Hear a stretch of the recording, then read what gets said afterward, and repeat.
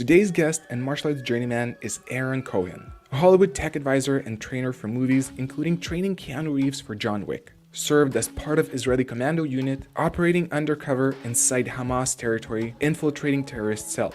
15 years of experience bodyguarding Hollywood's elite, including Brad Pitt and Arnold Schwarzenegger. Trained SWAT teams across US in active shooter and counter-terrorist response. Co-starred with Channing Tatum, Nick Cage, and Sylvester Stallone. 35 years of experience in martial arts and tactical weapons. Holds multiple Dan ranks, including Aikido, Aikijutsu, and Krav Maga.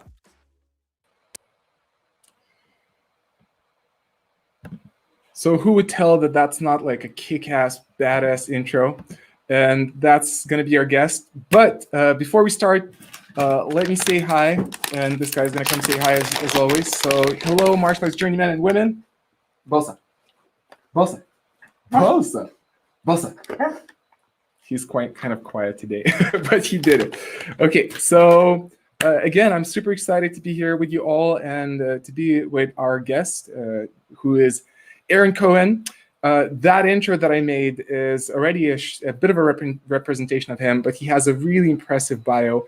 And let me introduce that to you. So Aaron Cohen is a former special operations commando turned celebrity bodyguard turned actor who has co-starred opposite Gina Carano, Channing Tatum, Nick Cage, and Sylvester Stallone. He's a 35-year He's a 35-year martial artist and tactical weapons instructor who holds multiple Dan ranks, including Aikido, Aikijutsu, and Krav Maga, to name a few. At the age of 18, Cohen volunteered and was selected to serve in Duvdevan, the secretive Israeli commando unit operating undercover in disguise inside Hamas territory designated to infiltrate terrorist cells, made famous by the hit Netflix show Fauda. Cohen is the only American to have served in the unit. After his service, Cohen returned to Los Angeles, spending the next 15 years bodyguarding Hollywood's elite, including Brad Pitt, Arnold Schwarzenegger, and Kate Moss, while training SWAT teams across the country in active shooter and counter-terrorist response.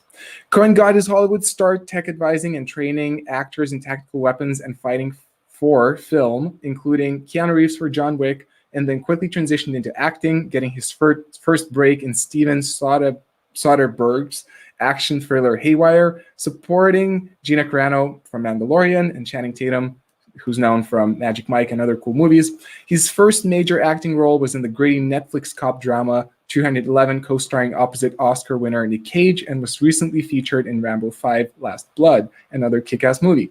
He can be seen next guest starring in the breakout hit Netflix series Luis Miguel, opposite Diego Boneta, airing April 18th on the streaming giant. So that's a really impressive and cool bio. I messed up a bunch of it, but now you know how cool Aaron is. So I'm really looking forward to introduce him to you. We're going to talk about the difference between martial arts, combat, and reality, because he's been in all of those places. And also, too, just before we start, I wanted to remind everyone that this live stream is going to go fortnightly every 2 weeks. And if you want to support it, there is an option in the chat called Super Chat, like this $sign. If you press that, you can support the live stream, and also your question and comment is going to be highlighted. So it'll be easier for us to see, because at the end of this live stream, we're going to do a Q&A, question and answers. I'm sure there's a lot of great questions you can ask Aaron. So make sure to use that option if you're interested. So enough said from me. Let's invite Aaron. Hello, Aaron. There he is. Dude, I love your show, man. I love your YouTube channel. I love that you're shaking up Aikido. I love that all the technical shit fell before we started this live stream and everything was falling apart. But boom, we made it. It's good to see you, man. Thank you for having me on your show. Absolutely. I'm a fan, dude. I'm a fan. And I think you have a lot of people fanning pretty hard that you have no idea about, because the internet's like just opening everything up, man. So good for you. And I love that you're shaking up the martial arts stigma, and I'm excited to talk to you, bro. Same here. I'm so happy we connected up. When I learned that you even know and watch my channel, I was like, holy crap, such a cool person watches my channel. So it's really awesome. So first, I want to ask you some questions to get started. And I said a little bit about your bio from, the You did a general great job outline. reading it, by the way. It was very long. Oh, I I could have was done listening to you get about 3/4 of the way through it, and I was like, dude, I think I should have shortened that up for him a little bit. Man. there's so much. I mean, it's like almost like, how did you pack that into one lifetime? 20 years of doing press, man. You just keep Rokas, it never ends, man. Your martial arts journey is just beginning. In 20 years, when you and I do this again, and we will, you'll see. When I'm reading your bio, it's going to be this long. I guess so. That sounds nice.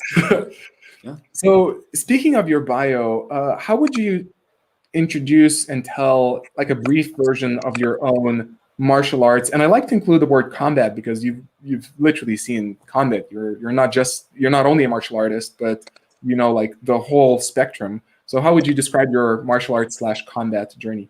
Well, okay, so let me try and lay this out in the simplest and most intelligent way that I can. So I grew up in Los Angeles. Let me just bio this, just kind of get through the beats. I grew up in Los Angeles, and I started martial arts at the age of, like most kids, maybe 13 or 14. And I was living in Miami at the time, before I had moved to Los Angeles, which is where I grew up the rest of my life. All the WhatsApp messages are coming through right now, by the way. It's all like pouring into my phone. Woo! All right. Sorry, guys. We're just to set it up, man. The technical getting this thing live was a little shaky right now. So I don't know what terrorist organization was taking up WhatsApp and hacking into the encryption, but we're going to come and find you. Back to the bio. So I grew up in, I was born originally in Montreal, Canada, and then grew up partially in Miami, Florida, and started like every other kid in Taekwondo, or, I joke about it. I call it take my dough. I don't know if you've heard that one before. No, I love it. It's pretty good though. Started my Taekwondo guys, man. Nothing but love for the TKD guys.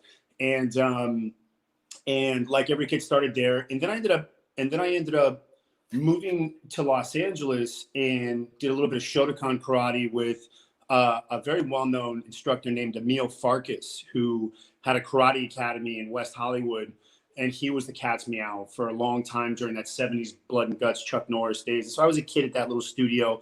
And then I used to go back and forth to Miami as a kid because my whole family, East Coast Jews, man, they love Miami, get in the sun and hang out there during Christmas. So I'd be there during the summers and then was looking for what was called Aiki Jiu-Jitsu. Nobody had heard of it, but I was like this crazy martial arts nerd, Daido-Ryu, reading all the warrior stuff, Samurai Obsessed, Shokazugi, Michael Dudikoff, American Ninja, man. I loved it all. And I was looking for an Aikijitsu school and found these guys. And I pulled out all my patches because I want to plug all my fucking awesome coaches over the years, because it's important to call out the shitty ones, but it's also important to call out the good ones. So Philip Shanique is a 10th Dan in Vijitsu and Sanukasru. And I used to go to his school as a 14-year-old every summer for like 3-4 years. And he taught a street style of Aikido. And his form of jiu-jitsu is called Atemi Ru Jiu-Jitsu, which literally means vital striking jiu-jitsu. So his lineage was under a very famous African-American martial arts master out of Brooklyn named Moses Powell, and was my sensei's instructor, who was also trained under a very famous old school Japanese jiu-jitsu circle guy named Florendo Visitacion. And Professor V, or also known as V-Jitsu or V-Jitsu Te, was the lineage to Atemi Ru. And then he had very high ranks around 35, 40 years old at a pretty young age, and then asked his instructors for permission to start his own style, which is pretty rare. There's not that many people who do it, I think, officially. I think unofficially everyone can start their own bullshit, but to really get the permissions in the old culture, you would sort of ask, and they would christen it. So he christened Atemi Ru Jiu-Jitsu. And so I trained there as a kid, and I had never seen Aikido. So he was doing Aikido, and he was doing a very hard style of Jiu-Jitsu, which is kind of Aikido. It's all the same waza in there, but he had added strikes. And so his Aikido was very scrappy, and the name of it was Chendokan Aikido. which is for Shanique or Chen Dokan or House of Shanique Aikido. It's his last name. And then at Temiru Jiu-Jitsu. And he was hosting Matsuoka Sensei and all this was like crazy in the 90s. And I just fucking loved it. I thought it looked awesome. This was the Steven Seagal rage. Sorry for the Steven Seagal haircut, man. It's for a movie right now. I don't normally look this douchey. But I'm growing it out right now for a picture I'm going to do in a couple months, which I'm training for, which I'll talk about. And so I would train every summer with these guys in Miami. And these are like hardcore Latino martial artists, like hardcore. Like, and they made their standing grappling work. And, you know, when you talk about grappling, you think Gracie Jiu-Jitsu or Brazilian Jiu-Jitsu. You can't make the standing stuff work. Nonsense. These guys were making it work. And if you look at the 70s and the 80s and these older school legit practitioners, they were MMAing 40 years ago before it ever like was really flushed out. I just don't think they knew what it could turn into today. So that's where it started. And then at the age of, and like you, man, I was a truth seeker.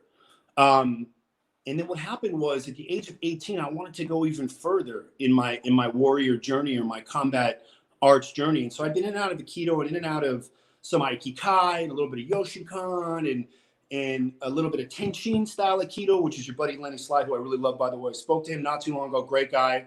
You know, you want to talk shit about Aikido, go put your hands on Lenny, see what happens. So just wanted to give Lenny a little plug there. But so I had been in and out of all these different sort of martial artists. And then in the mid 90s, I ended up training with the Machados, with Jean-Jacques Machado in like fucking 95, like just after that USC had or just before the UFC 1 had come out. My friends were like, dude, you gotta check this place out. And it was like the Wild West at Jean-Jacques' place in Redondo. And then I found out that Rickson Gracie was even closer. Redondo's about 45 minutes from LA. And then Rickson Gracie had his West LA studio in the back of like a home hardware lumber store. This is like when these guys were just here getting set up. And there was like 60 guys in there. It was a sweat factory. And you would just get fucking smoked rolling. And they didn't like have a system. So you would just roll with these like purple belts and brown belts. And they would just destroy you. You know what I'm talking about because you train against, you know, from watching your videos, very high level practitioners of BJJ and MMA. And it sucks. It's very hard to learn also, but I was 17 at the time. And, you know, when you're 17, you're like a rubber band. You bounce back so quickly. So I started training in Brazilian Jiu-Jitsu. And then I ended up moving to Israel. And I moved to Israel for the purpose of joining the Israel Defense Forces. I was a Jew who grew up outside of Israel. I had spent a summer in Israel the summer before my graduation. Fell in love with the country. Always wanted to do the military. Loved action. Loved fighting. Loved combat. Loved the warrior spirit. The whole Bushido thing and the whole Budo mindset. And got to Israel. And Israel's like a warrior country, Rokas. I mean, you got Natan Levion. It's a warrior country. Everybody serves in the military. So I ended up moving to Israel and I ended up volunteering and trying out for and getting selected for Israel's counterterror undercover unit, Duv Devan. And basically what my unit specialized in was, and by the way, it's the hardest thing I ever did in my life. I was an immigrant. You were an immigrant to Ireland. You were an immigrant to the US when you were training. Yep. You know the problem with languages. Now your English is really good, man. I couldn't speak a word of Hebrew. So my unit specialized in dressing up as Arabs to go undercover to kidnap terrorists to bring them back to Israel. So a highly, highly trained, small special operations unit that relies on unconventional small unit tactics. And the unit was formed in the late 80s because Israel was sending in conventional soldiers into the West Bank. And these riots would form, and the soldiers were getting their asses kicked. And, you know, the same thing is happening with the Americans. When you show up, you know, in uniform and large Humvees, it's just, you know, you're not effective once the streets start erupting. Think of Black Hawk Down, you know, once the troops started taking over the city and everybody started rallying against these uniformed Americans, all of a sudden you lose the element of surprise. So my unit was designed to be able to take a small group of really highly trained commandos, drop them in undercover in plain clothes for the purposes, like imagine an ant pile of 1 million ants, and you take a blade and you put the blade and you pull one ant out.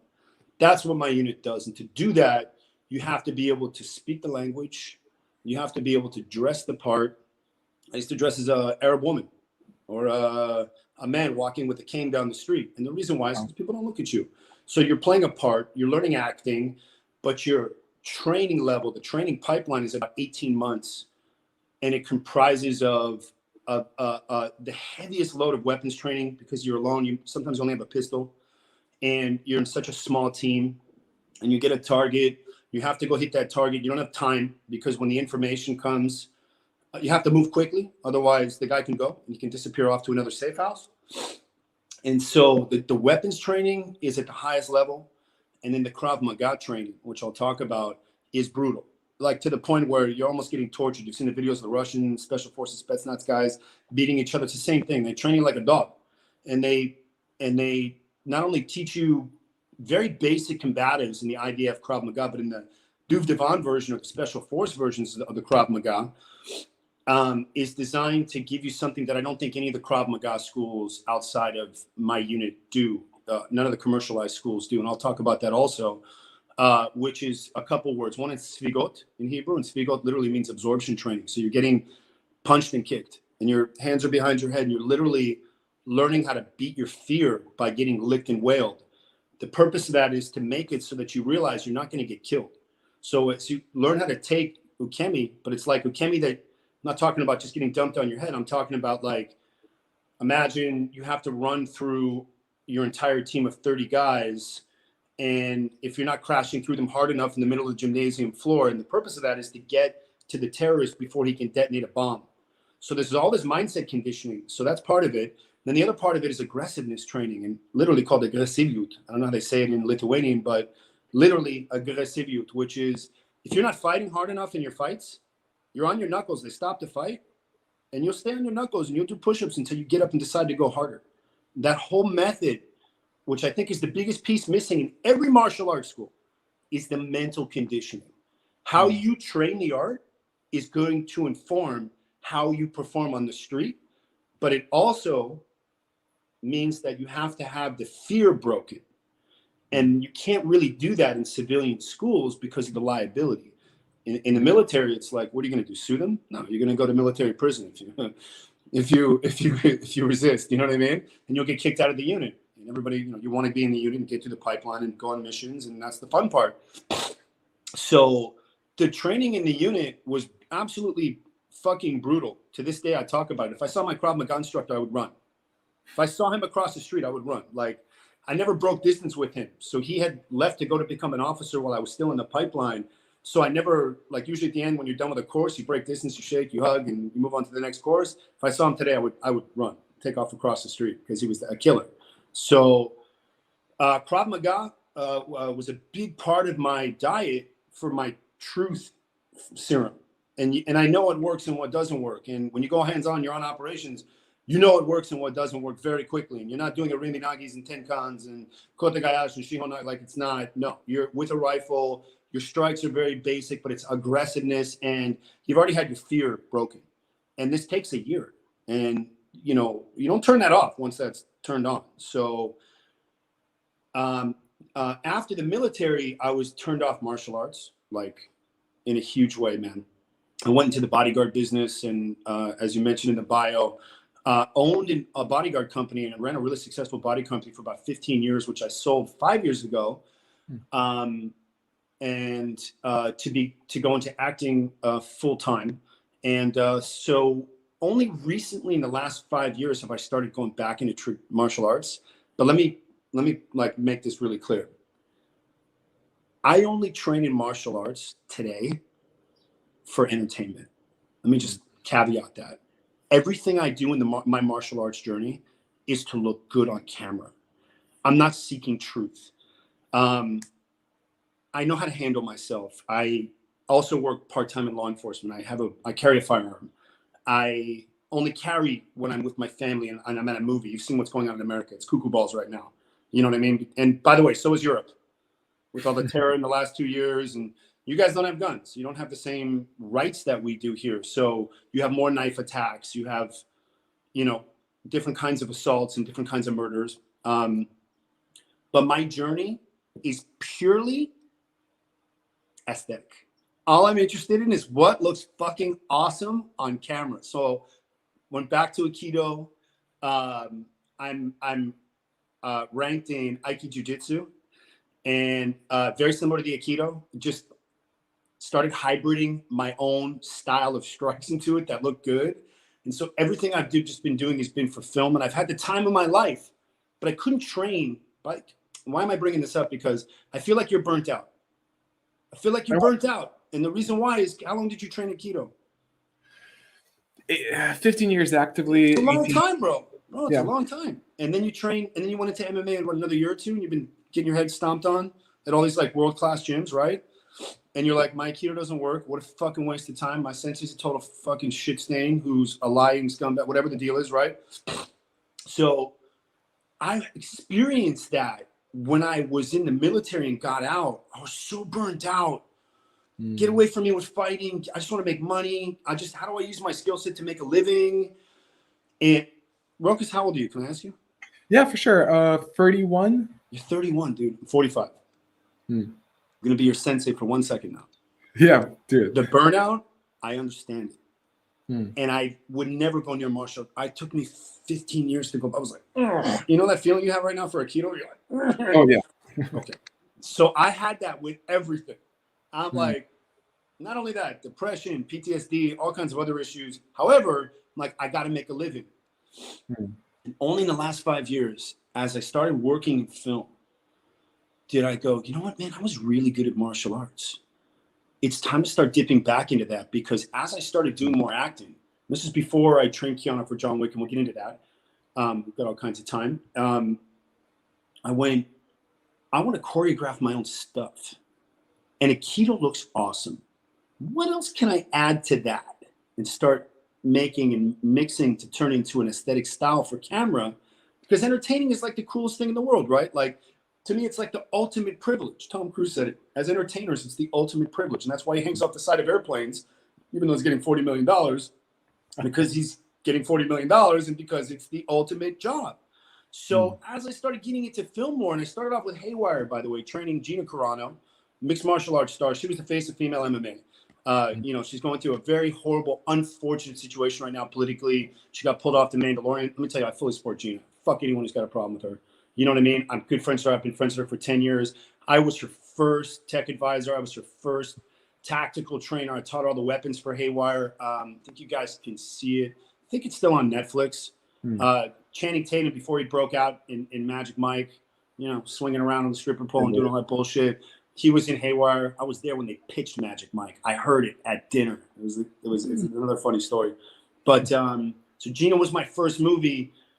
And as I started breaking into film more and more, I started going, you know what, man, it's time to start re-exploring this martial arts journey, which is why I love the title of your show. And it's been fun. It's been fun because I take it really seriously. I'm doing a workup for a film right now, and I'm training like, Rokas, I'm training like 8 hours a day, man. And the problem is I can't do Aikido. We don't have Ukis right now with COVID. You can't work out with anyone. I can't pull any stunt guys. Just started adding Kempo, which have you seen Kempo? Looks incredible. Started adding Kempo and hand strikes and all this stuff. And so the martial arts journey, to answer the question, to close this, has come full circle. And I'm really, really enjoying it. And so it's a process to get back to it after you've burnt down on it. But it's also a decision that you'll make if you feel that there's value added going back to it, if that makes sense. And, you might be years away from that. So, but let's go back to your questions. I hope I was able to cover that. Oh yeah, you have so much to cover. So I'm sure the whole live stream could be on your bio. I'm thinking a lot about the burnout. And I think I relate with the aspect where you said about value, that unless we see some deeper value in it, then there's no drive. And I think for me, before, martial arts connected with kind of doing something greater with my life and being inspiring to others. And eventually when I became disillusioned with that element, I was like, I don't need martial arts. Like I can beat a regular guy on the street. I mean, obviously, you never know, but still, like, I can beat like a mediocre guy.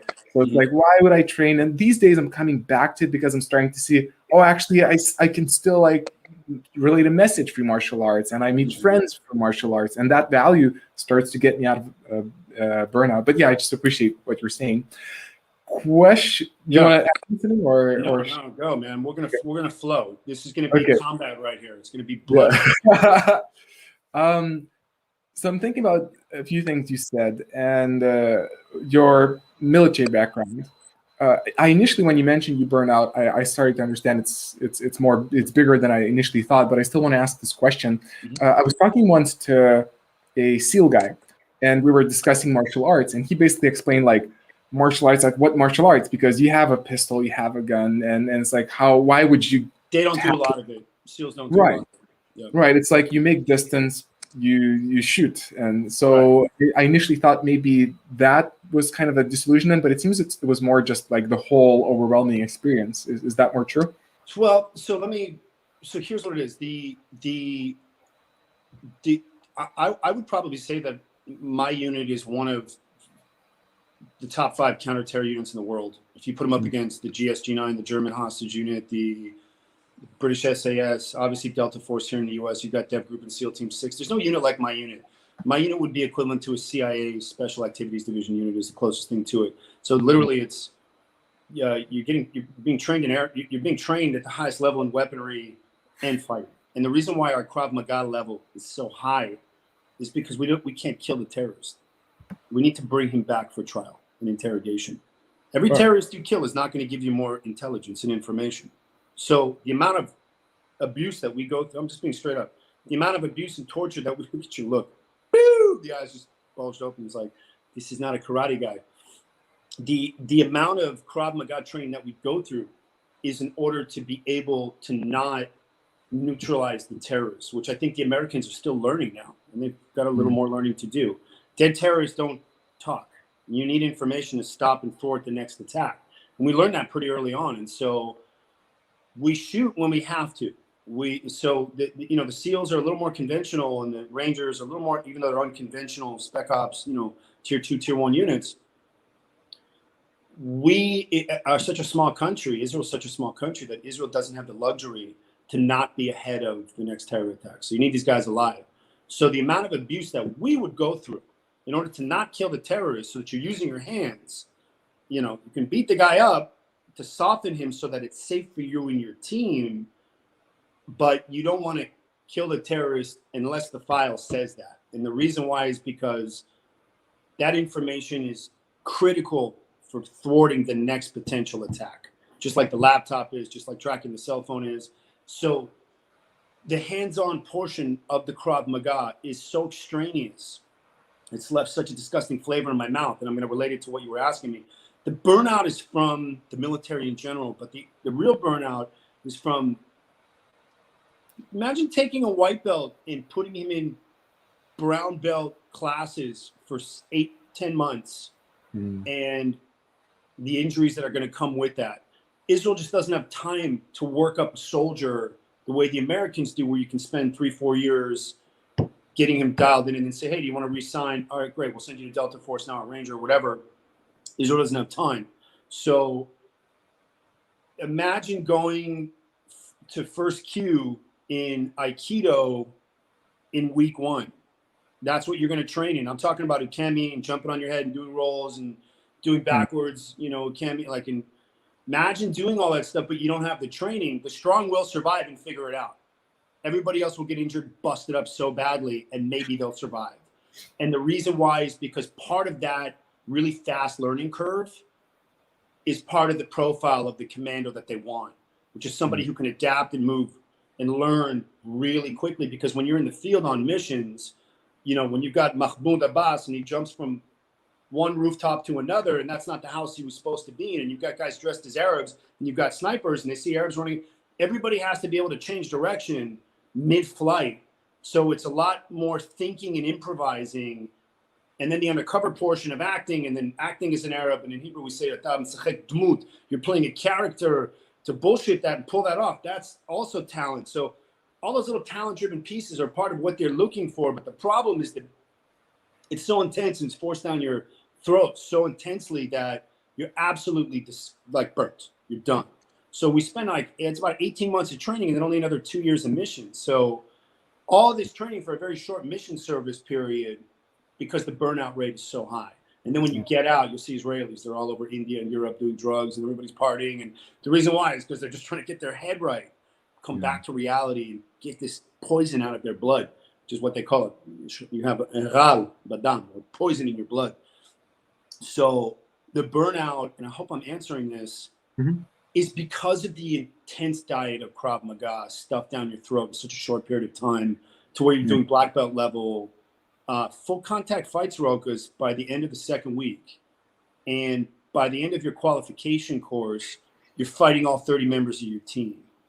And you're fighting them one after another. And those are 2-minute full contact rounds. Then after you're done with that, you're going to go run 5 miles, and you're going to go hit 20 different shooting ranges that you haven't seen, with balloons everywhere, with a weapon they're going to hand you with every different type of malfunction that you're going to have to fix and correct while you're running into a range where you can't see what's in there. So you have to be able to shoot, fight, all of that. And you're throwing up at the end of this thing, and you're in the best shape of your life, and you're still throwing up. So you're fucking toast, man, at the end of this thing. You're just toast. So coming back here was like, oh God, it took so long until I would even put on a gi. I was like, you know what I mean? Yeah. So, but you're in that now. That's what you're going through. Now that you said everything you did, I'm starting to see the relationship. I'm sure my experience, was nowhere your level because of the intensity, but I think there's that relationship where I have. You were in Uchideshi, and you were living for a long time too, and you got smoked. Yeah. I think it's there's a thought that I sometimes think about is that I think there's only a certain level of failure or that kind of super pressure that we can experience. Like we have to experience success and failure step by step, because if there's too much constant pressure where you're always beaten, always quote unquote losing, I think there's only so much we can take, and we can kind of push through, but it has a toll. And it seems like, question wise, how did you deal with the stress of being in enemy territory, undercover? Like, how do you deal with that? The training is worse than any mission I've ever been on. Wow. Yeah. Wow. I remember being in the field and looking at one of my buddies in a pretty fucked up situation. And I won't get into the details of it, but I will say that in a forward operating area involving the capturing of a terrorist, and there was some aggressive activity happening, with weapons and stuff. And I just remember we both looked at each other and went, "At least we're not in the counter-terror school." Yeah, it's true. So your training kicks in. You're fully like, there's nothing worse. Like once you've gone through that, like Israel's really good at the psychology of getting you there. You know what I mean? So by the time you go out into the field, it's like eating ice cream. You're fine. You could have a coffee. You could have a coffee while running down the street with a gun in a gunfight. You're fine.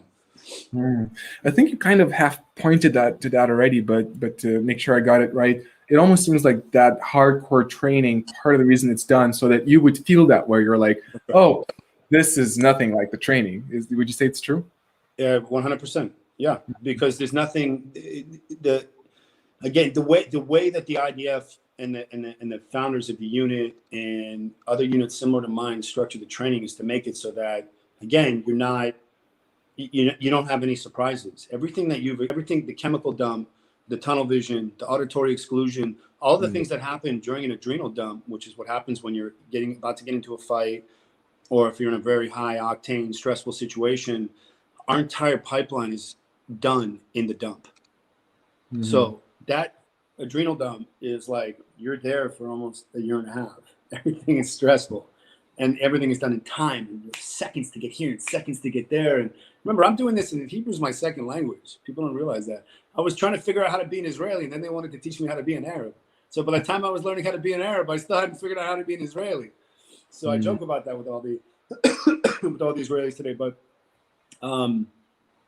it's Israel's smart the way they train you, but there's a price you pay. And the price is burnout, and it's similar to the burnout that you had. I feel very fortunate, though, Rokas, to have gone through some of the best training.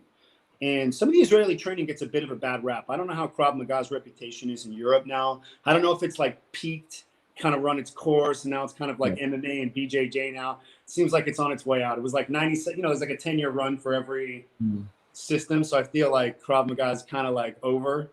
And it's bittersweet for me because I always thought the Krav schools in the States and in Europe were watered down because you can't do to civilians what they did to us in my unit.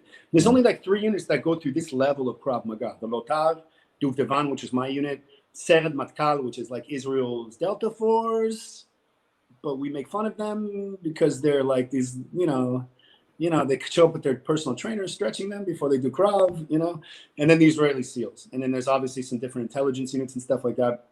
And so I walked into a Krav Maga school after Duvdevan, after the army, and I looked around, I go, what is this? This isn't Krav Maga. What's going on here? I was like in shock. Not friends with some really well-known Krav guys, Amir Peretz, who you saw on Fight Science years ago, that giant Israeli beast. Some really influential Krav guys who helped bring Krav to America, and I love these guys. And they came from some hardcore stuff, but what you're seeing in the States is not Duvdevan Krav Maga. So question is can it be as effective? I don't think it is because you don't have the mental conditioning. The mental conditioning is what makes me not care that I love Aikido again and that I'm training in American Kempo. Like, do you know what I mean? And because I'm confident with the switch, when I go back to my fighting and if I have to defend myself or my wife or my family, I know where I'm going to go. So, but I know that to get there was a lot of torturous training. You're not seeing that here. You're not seeing that here anywhere. Now, I don't know what the MMA schools look like. They're pretty hardcore, but again, I don't think it's the same goal. You're training champions, you know what I mean? So you have more rest and you want to eat well and everybody's on their testosterone and everybody's taking their HGH and everybody's, it's a very structured athletic regimen, but I think that's different. I don't think it's quite the same once you take the sleep away and add all that stress and stuff. So I hope that answered what you were going for. For sure. Curious to ask as well. So the title, I have to come up with those one way or another. But I thought you're a great person to talk a little bit about the difference between reality versus Hollywood or movies. So because you've been in combat, you've seen how it's really like. What makes you cringe when you watch military Hollywood movies? Everything used to make me cringe. There was, like, you talk to any military guy, there's usually like 3 movies. Like Saving Private Ryan was great. Black Hawk Down was very close to realistic. Everyone loves the movie Heat by Michael Mann with Val Kilmer and De Niro and Al Pacino. The famous coffee, and the famous shootout downtown LA.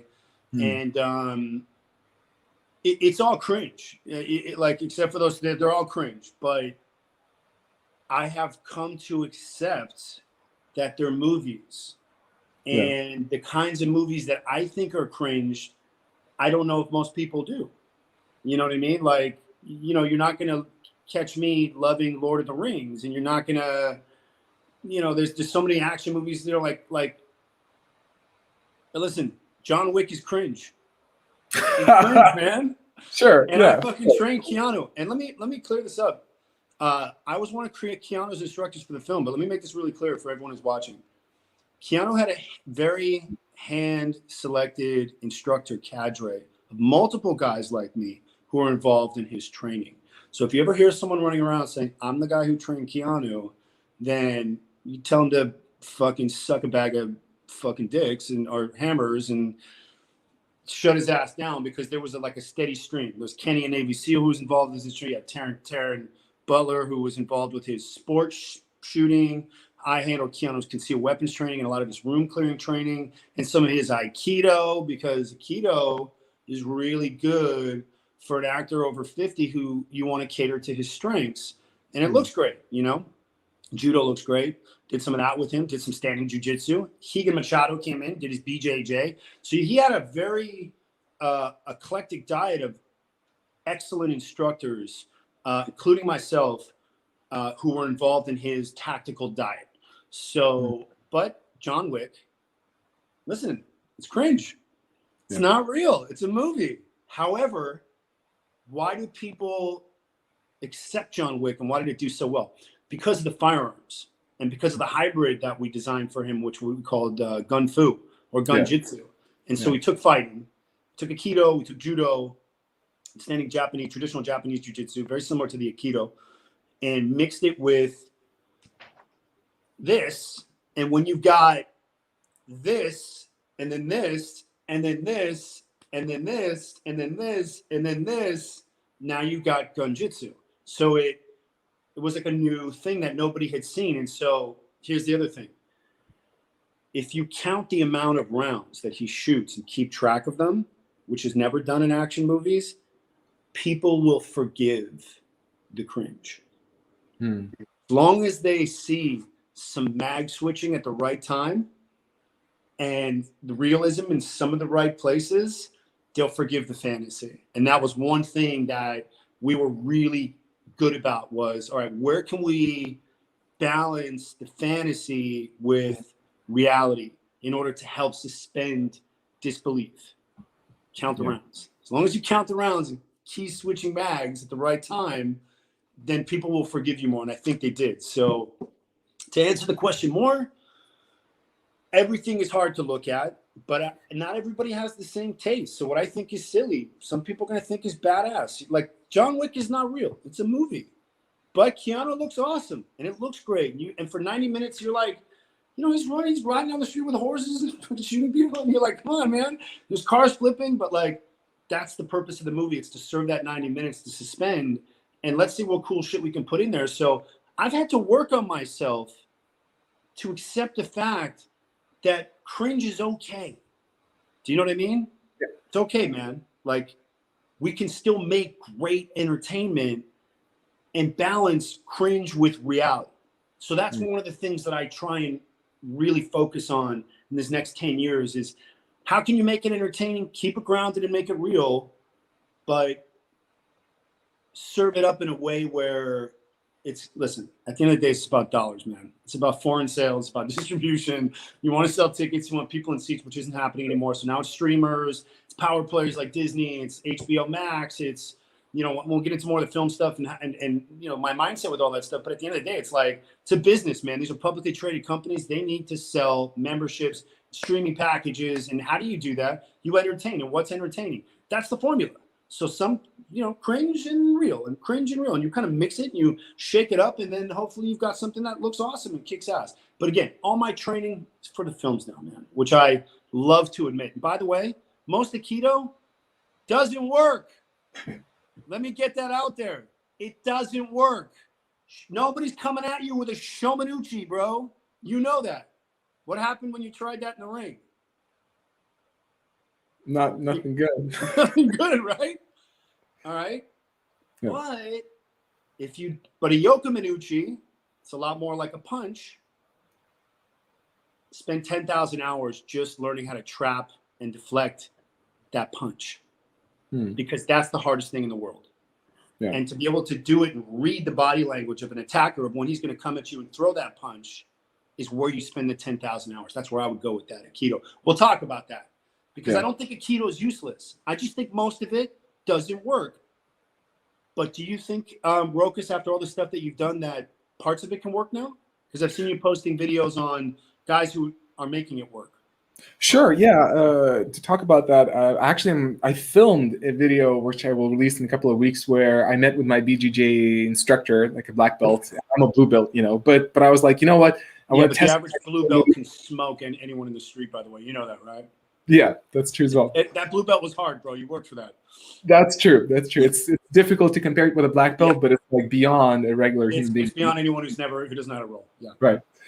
So yeah, I met with my instructor, and I was like, you know what? Let me try some Aikido moves against you, and some stuff I almost pulled off, or I pulled off.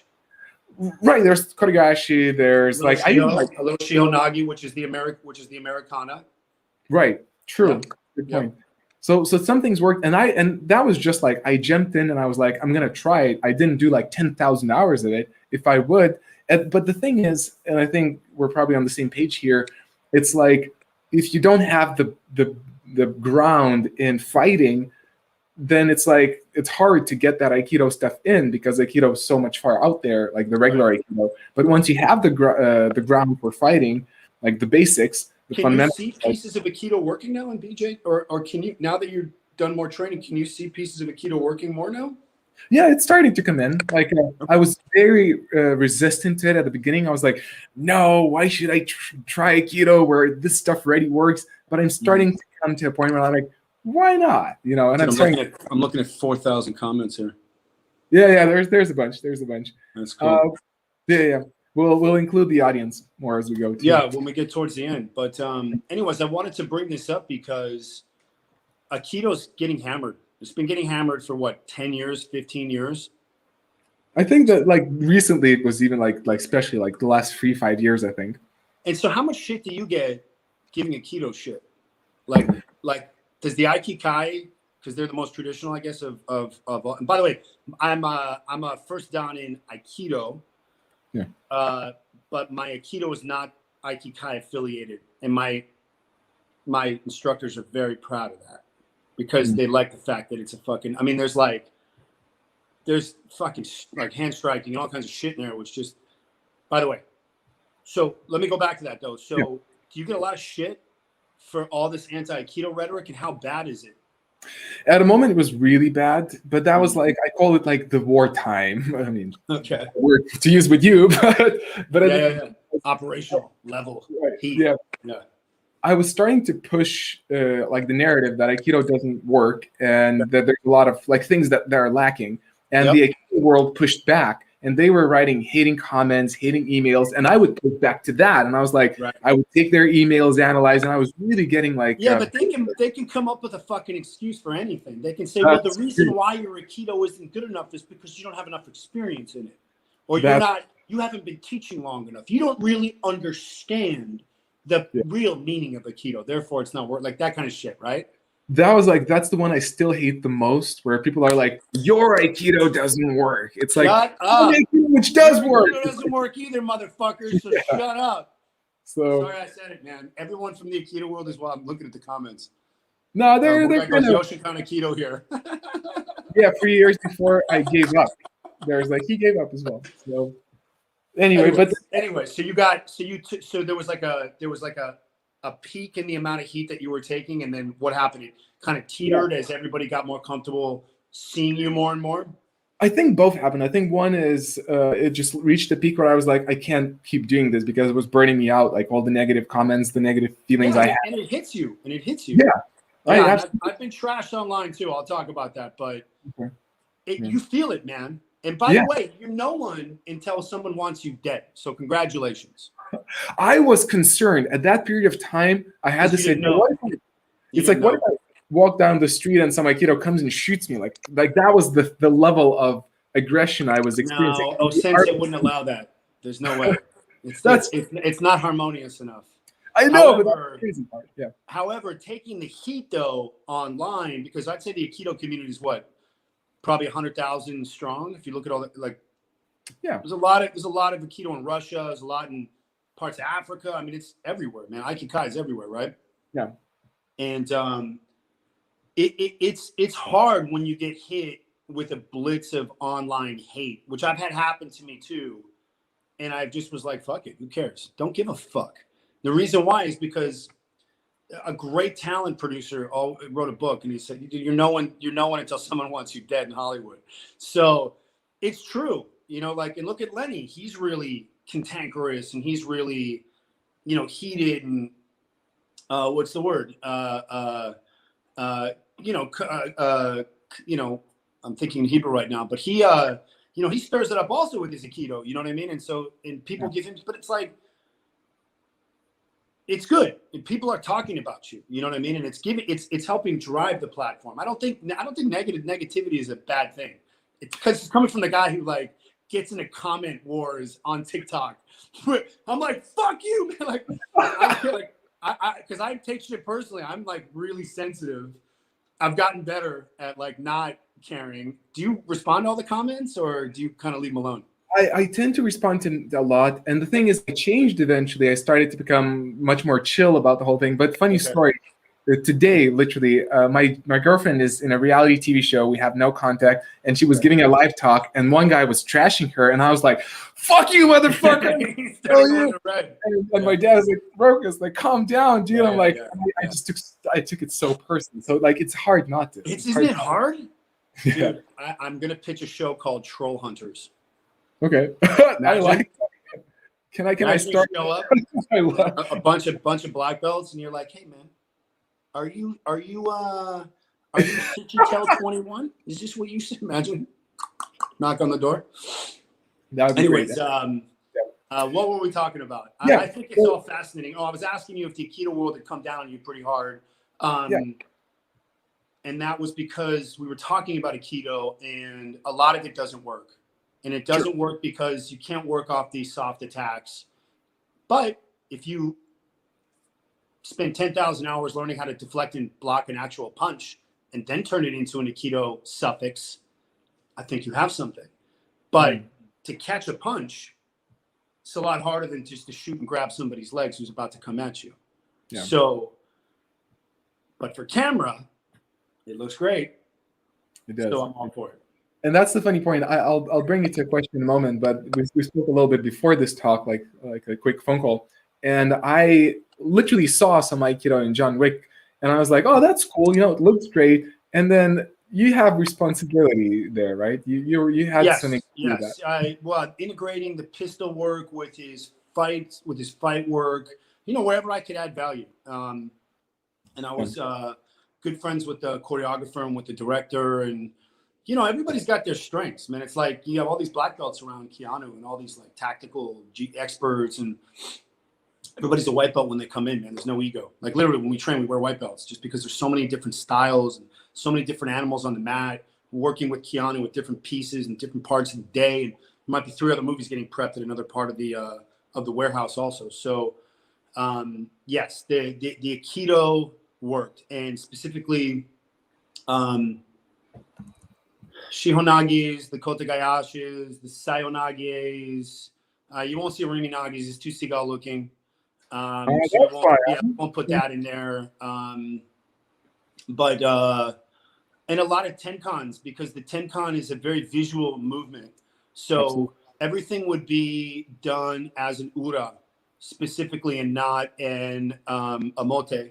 And I'll translate what that is for non-Aikido guys listening. So you've got two types of attacks in Aikido, or 2 types of defenses against your uke who's coming at you, which is you can either perform the technique going straight in, or which is called emote, or you can do an ura, which is ura literally translated in Japanese. Correct me if I'm wrong, Rokas.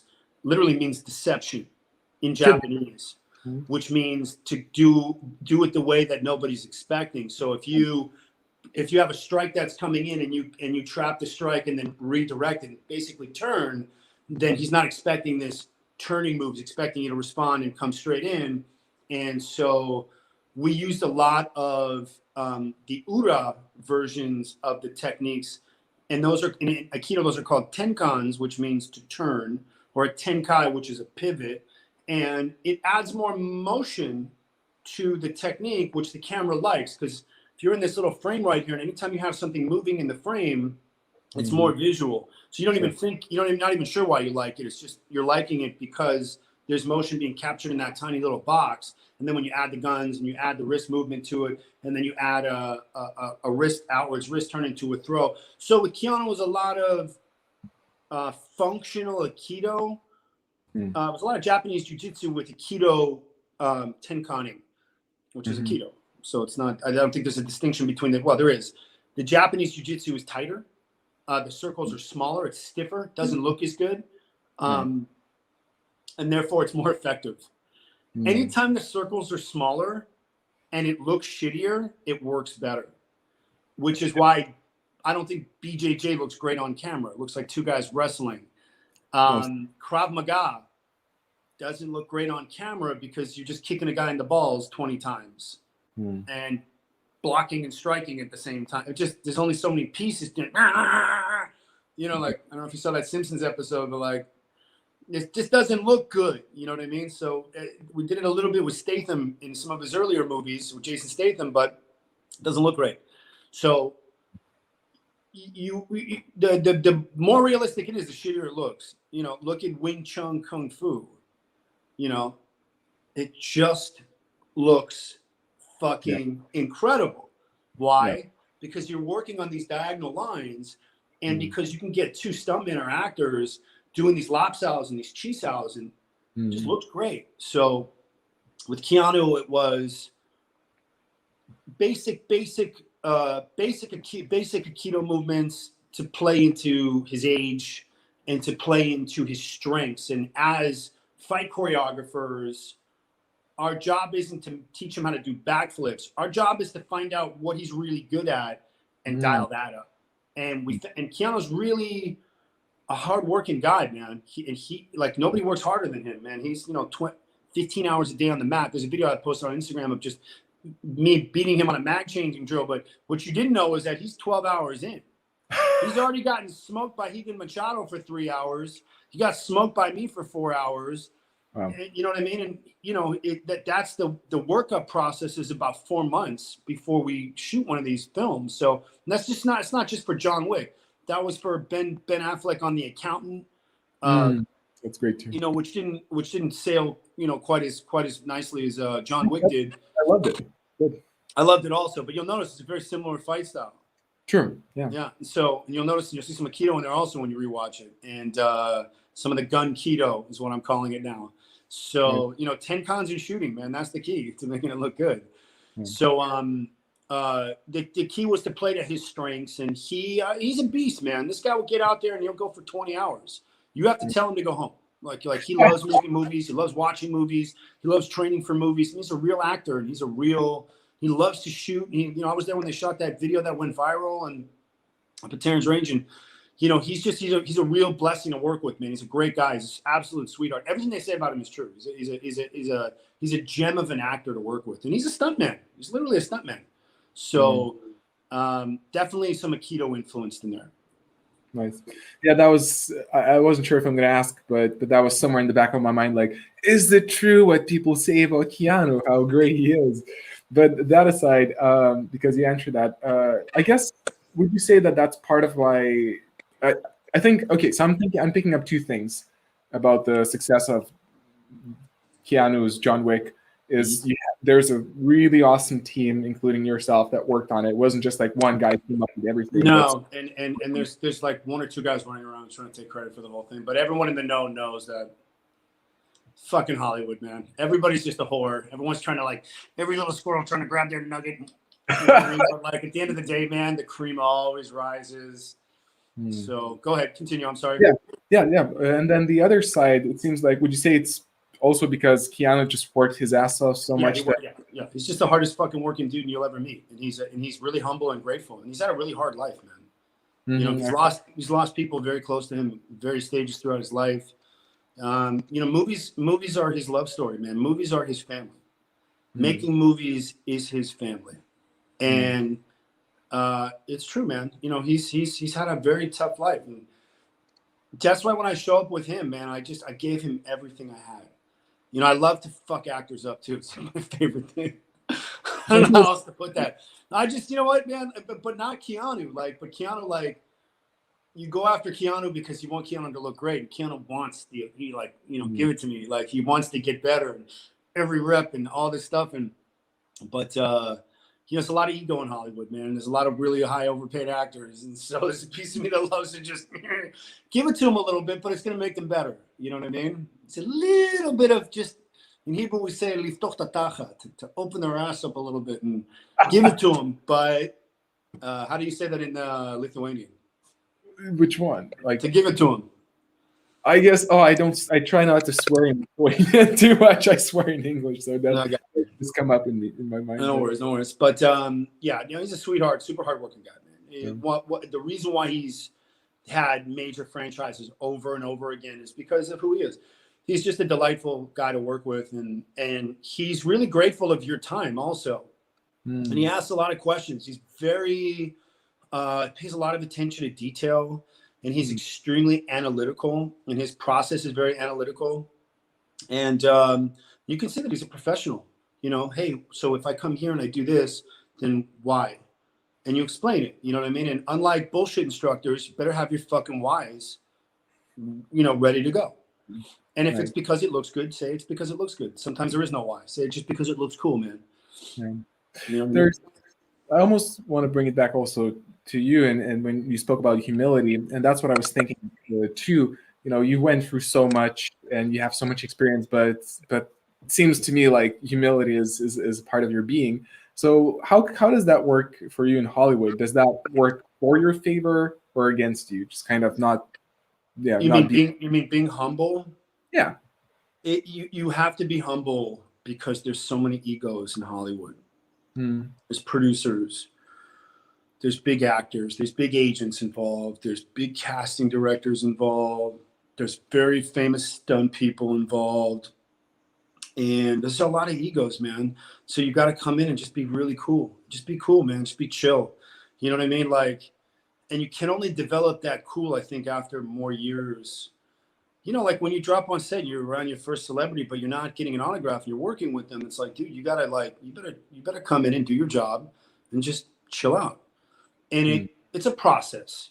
But I'm also, look, Rokas, the reason why I love you, bro, is because you're humble. You're a good guy, man. You can see it. And there's a humility to you. And you just feel like you got burned. And I want to go find your sensei and kick his ass. We can do it together. Yeah. All right. And because there's just assholes out there, little power tripping fuckers out there, just everywhere in the martial arts world. So there's a humility that you have. If you ever wanted to work in Hollywood, by the way, get back and start doing your fucking ukemi, bro. Because I may use you. I actually just put something out a couple months ago on some of those Aikido Facebook groups looking for black belts who got their ukemi down, because I've got 2 films that I'm prepping right now. So we'll talk about that off camera. But you might have to start doing your that, who knows? We'll come back to that. That may be. Guys, I said it here. Watching the comments. What do you think, man? You think we should get Rokas and have his ass kicked on camera? I think he'd be an awesome stunt kid. So Rokas, I'm all about being grateful. I'm grateful for all the opportunities that I've gotten. Truthfully, man, I'm grateful to be alive. I mean that. I'm grateful to have my health, but I'm grateful to get to work in the entertainment industry. I was grateful to be a bodyguard. I ran one of the top bodyguarding companies in Hollywood for 15 years before selling my company only 5 years ago to go into Hollywood full time and act and stunt choreography and that stuff. And that energy is important because of the amount of ego. So I hope that answers that section of the question. But there's a time and a place where you can't take shit either. And you got to step up, and it's for safety reasons. You may have a director who wants to push something a little too far. You've had people killed on sets because of stunts that have gone too big, explosions that have gone too big, rigs. Yeah. You want to listen to your stunt coordinators.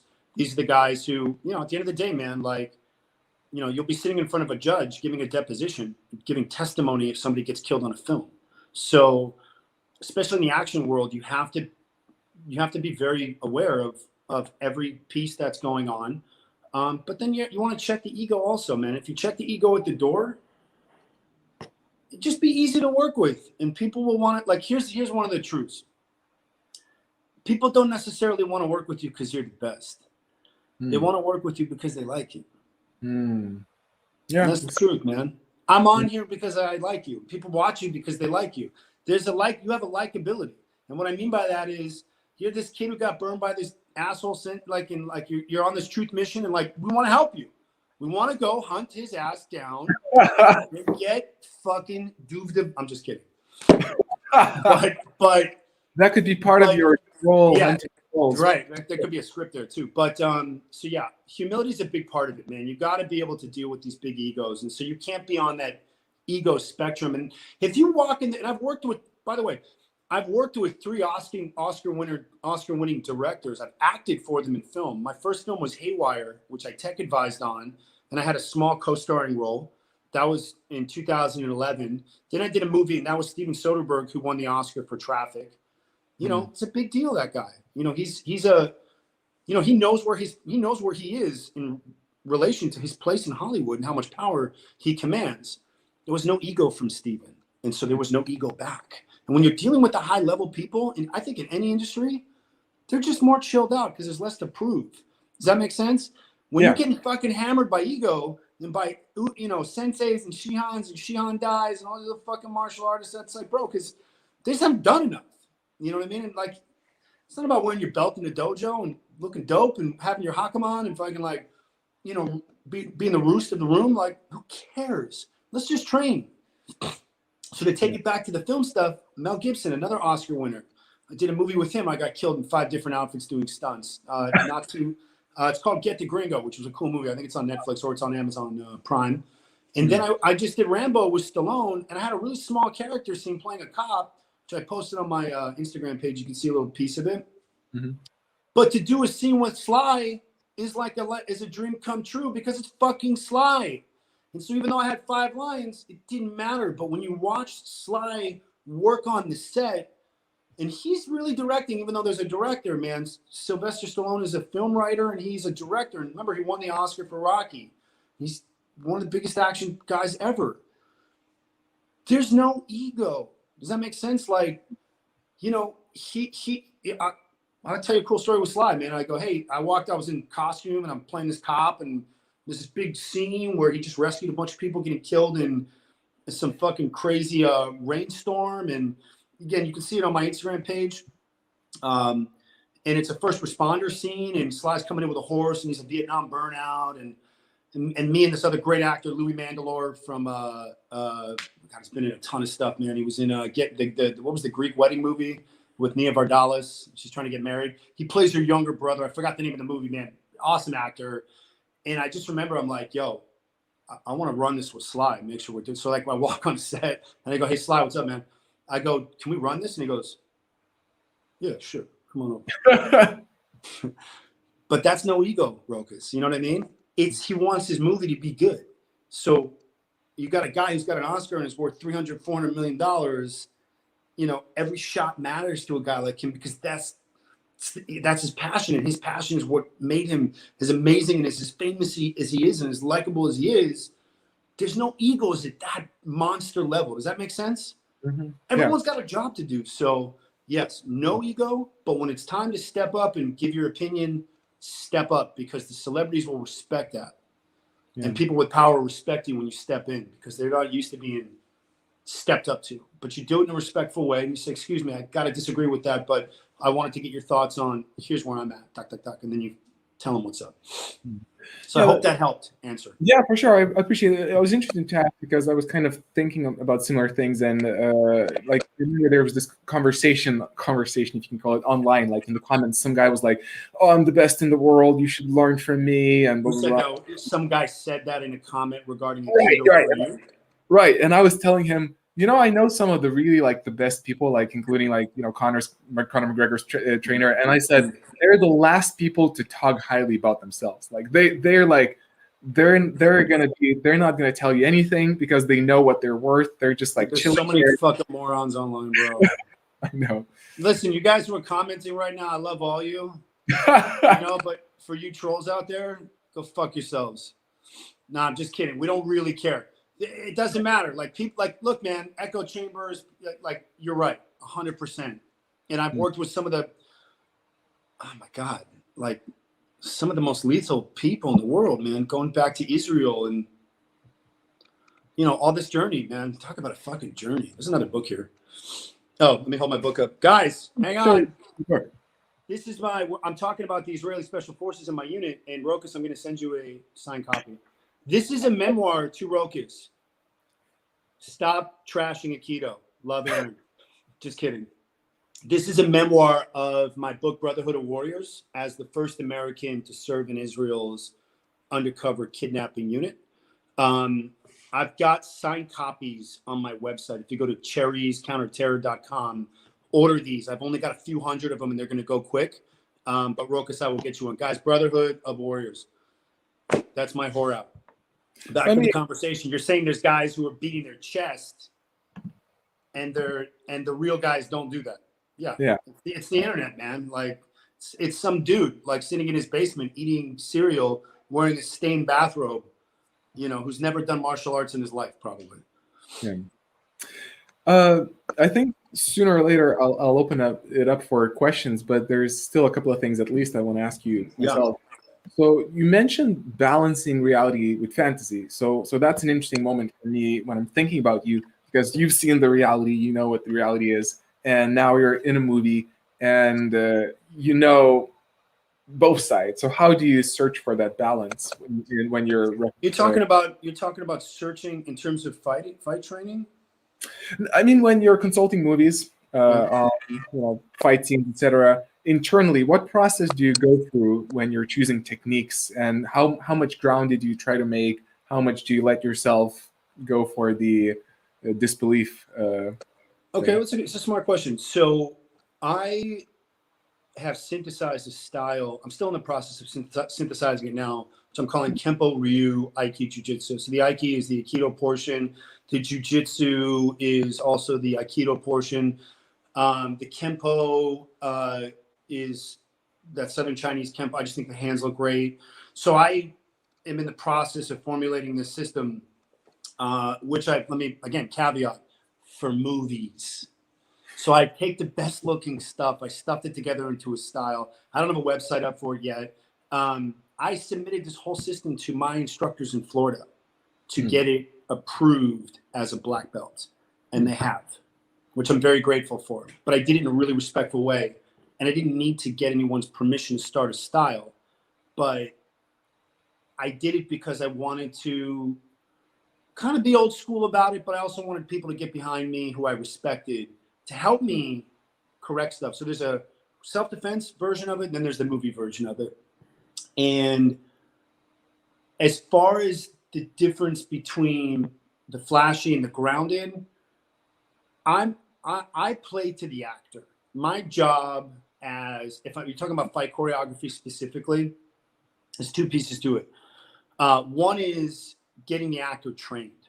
So you're talking at least 3 months to prep an actor for a major budget film. And you take a Charlize Theron or a Keanu, or even if you take someone who doesn't have any training, you're talking just to get them to know how to move their body is 3 or 4 months. You got to get them 3 belts in. You got to get them 400 hours smashed in to a small time period. And I'm not about the 6-year black belt or anything. It's about time on the mat. You know what I mean? As long as they've got the hours, then it translates to promoting and giving them the next belt material level. So you want to get them, I try and get them to like a blue belt level in my hybrid, which is Krav, some Arnis, some Aikido, some Kempo. I'm adding Kempo right now. Let me plug. This is my Kempo guy. If you guys love Kempo like I do, I just think it looks great. Online training works as long as you have a certain level of training, but it doesn't work for Aikido. You need a new kit, but it works for the striking arts. So I'm working with a Kempo coach, Rokas, right now online. I'm a fucking blue belt training in American style Kempo with an awesome guy who's got a great online program. He's out of Texas. His name is Joey Cadena, and he is a physical fitness doctor. He's got a PhD, or he's an MD, and he does medical therapy for injured athletes and has an awesome online program. And I believe it's Universal Kempo Karate Studio. So if you guys are looking to do like a cool karate system or you love Kempo, because I think it looks fucking awesome, Universal Kempo Karate Studios online. This guy's the shit. But you know why I love him, Rokas? Because there's no ego. He knows who I am. He knows my background. He knows I have multiple black belts. He knows that I'm got multiple teaching licenses and that I'm a firearms instructor. And he's like, dude, let's just get you to where you want to go. Tell me what your expectations are and let's get there together. And he just sends me fucking 40 hours of videos and I'm in my backyard in my dojo working it out. And then I'll put it up and I'll test it. But it works. So I'm adding that to my fight choreography repertoire. And to bring it back to your question, I'm only interested in playing to the actor's strength. So as far as the combination of real looking versus fantasy looking, it just depends. Everything is got to look good. So, but if the martial artist has a Muay Thai background like Gina Carano does, guess where we're going to go? We're going to go into Thai boxing, And if the actress has a judo background like Ronda Rousey, guess where we're going to go? So my job is to figure out what the strengths are, what the goal of the actor is, and what they want to highlight, and then what the vision of the director is, because he's the boss. And then begin building a custom training course around those three pieces. So as far as whether it looks real or whether it looks fantasy, it'll look real always, even if it's fantasy tactics, if you're playing to the strengths of the actor. Does that make sense? Yeah. Actually, just a quick Frank Grillo, who's an awesome grappler, awesome boxer. He's done a ton of series. He was in The Warrior with what's his name? I think he played the coach with Tom Hardy. Tom Hardy's got strengths. You know, there's things that he can do well. There's things that he can't do well. Christian Bale's got strengths. But look at Batman's fighting. You know, what they wanted was animalistic in Batman. And it looks like animal fighting. Like forearms, elbows, but it works for Chris Nolan, the director. That's what he wanted. So I hope that answers the question. Yeah, it does. As long as you play to the strength of the actor, it'll look real because they'll bring their best pieces to it. Yeah.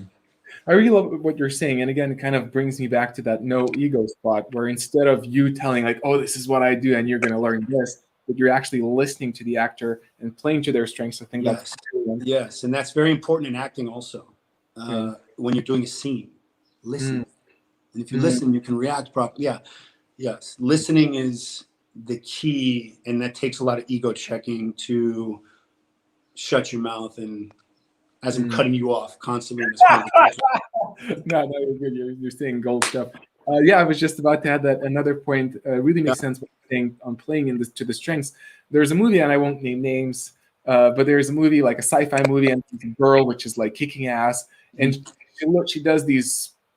She's very athletic, clearly, like she's very flexible, and she does these kicks where. Why aren't we naming names? Are you? It's good, man. Emotion creates emotion. Emotion creates emotion, bro. I think it's insignificant, but in that movie, so the girl is making these moves, and it's just like it kind of looks cool, but you can see that there's no martial behind it because she's probably a gymnast, but the kicks are not. They're not kicks. Like you can just. You're saying they look like shit. Yeah, there's no weight to them. Like it's kind of aesthetic, but you don't. It looks like wushu. Yeah, I guess so. Yeah, like even worse than that. So just actually, like I think wushu looks pretty good. So bad example. Yeah, no, but I mean, like just like looks like a gymnast trying to pretend that they're doing martial arts. Okay. And so I love it when you say that. If you give the person to do what they are good at, it's going to look real. I love it.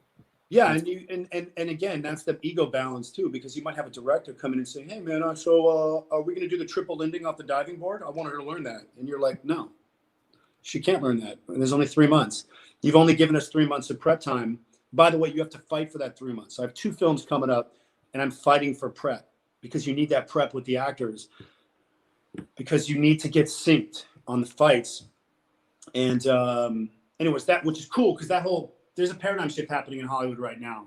And it's because of the work that we've done in this pre-prep phase or pre-viz phase of getting the actors. Because people say, well, how do I think looking good? And my answer has always been just look good. How about just be good? Yeah. You to be good, and then you won't have to fake it. And the actors like, oh. Kind of makes sense. Yeah. Yeah, they like to actors like, and by the way, people think actors are pussies, man. There's some badass fucking actors out there. Like some fucked up, they fell into acting, but some tough motherfuckers out there, by the way. People think it like, and I get this too, because the Israeli way of doing gunfighting in CQB is very different than the American way. And I put up videos and I've been getting shit for it for like 10 years. That's where I got trashed really hard on the Israeli methodology, which for the record is better. I don't give a fuck what anyone says. Not running into a room is a better way to clear a room. We can clear an entire structure from outside of the door frame. We've learned that 40 years of getting shot at through a doorway. So anyone listening to this, limited penetration. That's the key for you law enforcement guys out there who are listening. Back to the point, and I totally forgot what it was. What the hell were we talking about? Actually, I'll just use it as a moment. Hang on real quick. This is the holster that I trained Keanu on for the movie, which I manufactured. Oh, yeah. Show this? Tell us about it.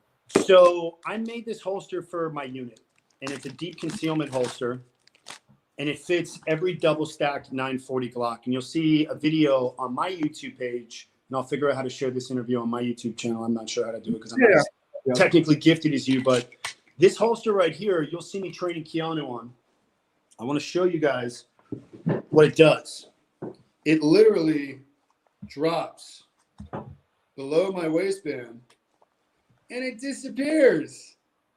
And to draw it, you just put your hand in your pocket, pop the barrel, and it jumps into your hand. Magic trick. So this is the world's first below the waistband deep concealment holster. And as you can see, even with my shirt tucked in, it's completely concealed. However, just press the barrel right here. So I sell these all over the world to law enforcement for off-duty carry for terrorism. I made these for Israel for my unit because when you put this below your waistband, you can go hands-on. It's not going to fall out like a traditional holster. So I just wanted you guys to see this out there. We have guns in America. You don't have them in your country. Use the discount code ROCUS at checkout, and I'll give you guys 10% off this thing. And you can see a really cool video of me training Keanu on it on my YouTube page. It went pretty viral pretty quick. And just wanted to show this to you guys because this was shot in the movie. It didn't make the final cut because that's just the reality of movies. But that is my kick-ass John Wick holster.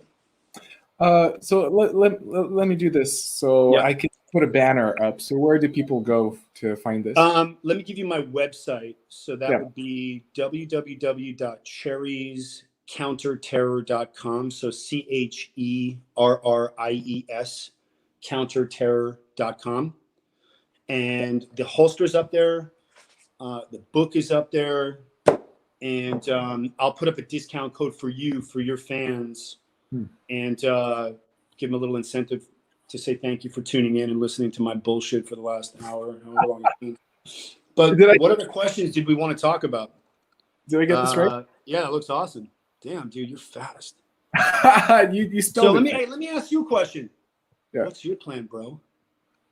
Okay. Because if you're burnt out on the MMA or you're done, like, where are you going? Thing is, so there is some good news, which is I'm still just kind of publishing it. You know, it's like takes a while to make those videos. Like the last video I published, I'm starting to deliver this narrative. So a quick story: I met a world champion kickboxer, really cool guy. He kicked my ass, like a nice guy, but I got destroyed, which is normal. And I was like, I kind of liked it, and I was surprised. Like I missed that feeling, and so I started training with him, and I started to realize I'm starting to like it. And there's a couple of things. First of all, I'm training with guys at my level. Yep. Then you mean guys who don't have who are beginner who are beginners like you? Yeah, like we're kind of you're like not getting smoked at the MMA gym by these like BJJ black belts. Got it. I'm even like a bit on top in most cases, which is so refreshing for me. Aside. Yeah, because it's not fun getting your ass kicked. Yeah. Like I got my ass kicked so much that it's like nice to have a different experience. So in that kind of and the guy is a great teacher, and so that started to get me feeling like, oh, actually I'm starting to like this. And then I rediscovered my channel as well. Like I went through this YouTube course. Long story short, I realized before I thought, I already said what I wanted to say, and what else can I do? And now I'm like, there's a lot of things that I can still share with people through martial arts. Like it's, I don't need to like push myself hardcore every day, which I used to do. I'm like, I can enjoy the trip and just include others in it. So there's like a lot of cool ideas I have, like traveling the world, training with people. I'd love to. I think that's awesome, man. I think well, I was going to ask you, or I just did ask you, what your vision is for the next or whatever couple years, or even the next year. But I've been thinking about you, and I've been thinking about, because I wanted to ask you stuff, because I know people want to know more about you. And well, you're the guest. Well, true, but so I'll be the guest who was interested also. You know what I mean? Like, and I was thinking about this, and I was like, everything is for a reason, man. You're like, bro, you're 31. I'm 45. I've been around a little bit longer than you. I hate to be that guy saying, oh, I've been around longer than you. But the truth is, I have been around longer than you. And the reason why I'm telling you this is because of this. You don't know where the door is going to lead.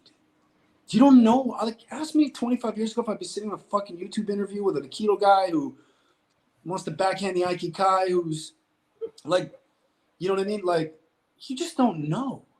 And that's the really cool part of this journey is, and you've got this talent, you put it out there. And most people don't. They're going to sit here and comment, and I'm reading these comments, but most people don't put their balls out there. I put my balls out there. You put them out there. You know, someone's going to come with a hammer and smash them. But the fact is, you don't know where this is going to go. And that's the cool part. Because all these opportunities are out there that, Rokas, you don't know about. I may call you for a movie and say, hey, bro, I need you to jump on your head for me. I'm going to pay you well to do it. But what's the status of your passport? And can you get a visa? And I need you here now. And I'm not talking feather falls, baby. I need you to go hard. Do you know what I mean? You don't know where it's going to go. And that's the amazing part of a guy like you who puts himself out there. And I think that the burnout that you're experiencing, and the funny thing that you said about the kickboxing, where you feel like you're coming back around to it, all this stuff is going to come back, bro. And you're going to have the time of your life. And who knows? You may be making films one day. You may have that gold YouTube placard. You know what I mean? Like, you're really good at this, man. I'm not going to sit down and make a fucking YouTube channel, bro. It's not my thing. You know what I mean? It's not like, not everybody can sit here and cut content and do this stuff. But at the same time, you have a lot of experience, Rokas, in the martial arts, man. 15 years of Aikido. Bro, when I did my black belt test, I couldn't walk for a week. You know what I mean? Like, at 45, I was like, I couldn't walk. You know what I mean? Like, you did 15 years of that shit. And so what if it's not the Israeli army? You've got a lot of cool pieces that are going to build for you and open up some opportunities, which I'm excited to talk about with you on the next one as it happens. So I like stay open to receiving all this stuff, because it sounds like you're already doing it. And good for you, bro, because the true warrior path, bro, it's not about don't go off and try and find the best instructor. He ain't out there, bro. It's not about the best. Hey, bro, it's not about the best style. There is no style that has the corner. And any style that thinks they have the corner is usually knocked out in the corner. It's about finding your own pieces that work and forging your own fucking sword, bro. And it's going to be an amazing journey where it lands you. And the best part about it is the people that you meet along the way who are going to start to help and open doors for you as you grow with them. You feel me? Yeah. It's like, dude, everything you went through was for a reason. Love that shit. You know what I mean? You should be saying thank you, unogashimasu, to your old asshole sensei. Because without him, bro, we wouldn't be here. Us? True. Well, yeah. Well, first of all, I wanted to say thank you so much for the kind words. And I'm thinking. I mean it, dude. I mean it. I'm thinking about everything you said, and you told it about your burnout, and then how you kind of rediscovered martial arts. And I think I'm maybe somewhere at the beginning of a similar journey. I believe so too. I believe that too. Yep. Where beforehand I was just pushing myself so hard. I was trying to prove things, and then I got burnt out. But these days I'm like you mentioned, you rediscovered martial arts just in that aesthetic way of like, let's do what's fun. Let's do works for movies. And I think beforehand I was always like, I have to always like be the best, train as the best, etc. And now Rokas, you're competitive. You have a type A personality. Oh, absolutely. My Look at friend. His body language. Look at his body language. My friend here says I'm trained in Israel, bro. I can read it all. Okay. Hey, that's a good. That competitive spirit is really important. That's part of that warrior stuff. It's in there. You need that. Yeah. Because there's sharks out there, bro, and you're swimming with them, so you need that edge. Right. I think like I like being a type A. I think you're spot on. My friend says I'm triple A. I'm for sure. I'm sure you know how that feels as well. I have a feeling. But anyway, so I think it's just about balance. And before I didn't have it. I was just like always A. I never went B per se. And these days I'm like, it's okay to take a break. It's okay to have fun. It's like I don't have to always do martial arts just to be the best. It's like I can just have fun, meet friends, share my stories. Like I don't have to be like always like Batman. Yes. Hey, bro, people ask me, why do you work in movies? Because it's fun. It's fun. It's worth all the shit that you get. It's worth all the fucking competition. It's worth the animal. Like, bro, we're supposed to have fun in this life. Look at what we're doing right now. We're sitting on YouTube. You're getting paid. You're going to get ad payment for this video when it seeds on YouTube, which is going to pay your rent and your cell phone. And we're having fun. That's the point. We're supposed to have fun. Nobody wants to go get a real job. That sucks. Right? Yeah. I don't want to flip burgers. Yeah. That kind of almost brings me to an interesting question to ask you from getting to know you better. I think that's an interesting point to get to know your mind on. So you had this super successful security company. You sold it. I would bet for a good amount of money. I would almost bet, and you don't have to say this, but that you probably don't have to work for the rest of your life. That'd be my guess. But you're doing movies. You're teaching people. So how did that come about? Like, how did that? Okay, yeah, God, you're a sharp dude, man. So that was the second burnout. There were two burnouts. So I started the bodyguard business after working as a bodyguard for a couple of years. And I was like, I can do this, man. I can hustle on my own. I can get my own fucking clients. And I did. And I've been on Access Hollywood. I've been on TMZ. I'm on Hulu in the new Britney Spears documentary. You can see me running around with her. I did it for 15 years, and I got tired of being a guard dog. And I did a lot of theater and drama when I was in high school. I always loved acting. I did a lot of theater and drama in my unit in Israel because there's a lot of acting involved. It's one of my talents. And not everybody does that in my unit. And after being in the bodyguard business for so many years, and I made a great living at it. I had a good time. I traveled the world. I worked in some pretty dangerous countries too. So I did some military contracting on the side through my company as well, training foreign units, which can be really sketchy when you're overseas with limited logistics and limited supplies and, good money, but just dangerous. And I started burning out. And the reason why is because there's only so many red carpets I would stand on behind an actor until I would start going, I'm getting tired of standing behind the actor. I want someone standing behind me. And so I'm ambitious like you. And as I was protecting actors and singers and artists for all these years, I just kept going, listen, I know what I'm doing is important, and I know that I'm providing an important function. And I never worked first. And you can see me if you Google me and Kim Kardashian after she was robbed. You'll see some stuff on Google on there. And I won't get into the details of it. I won't say yes or no whether I protected her, but I will say that there's some stuff online about me and the Kardashians, which you can go look up. I neither deny nor admit that I worked with them. But I will say that I got to a point where I was just like, dude, you could be macking it just as hard as any of these people. They're not more talented than you. They're not smarter than you. They're not more driven than you. I've always loved films. Like, bro, why don't you go bigger? That's what I was saying to myself. Aaron, why aren't you going bigger? Aim bigger. And so I started aiming bigger, and it's been working. And the reason why is because just like when I got out of the, you can't go to the Israeli army. I went to the Israeli army. You're not getting into the special forces. Special forces. You can't start a bodyguard company. Start a bodyguard company. You can't be successful at a bodyguard company. You were never in the. I own one of the biggest bodyguarding companies in Hollywood. You can't work in film. Yeah. I'm 9 movies in, man. I got 2 more films coming up. One of them I'm co-starring in. Everybody's gonna tell you no. I love it. Tell me no. And I'm gonna keep driving through you. Like in the Krav Maga, I'm going to smash through you, and you're going to do the same. And whatever you believe, by the way, is true. If you believe you can or you can't, it's true. And I'm a big, big believer of self-improvement. And it's a little crazy with all these online influencers now, and everybody's a fucking expert and trying to get you to this and that. But I really think it's important to live in a positive frame. It's important to be a yes can do person. It's important to keep the haters away from you. It's important to push the negativity back.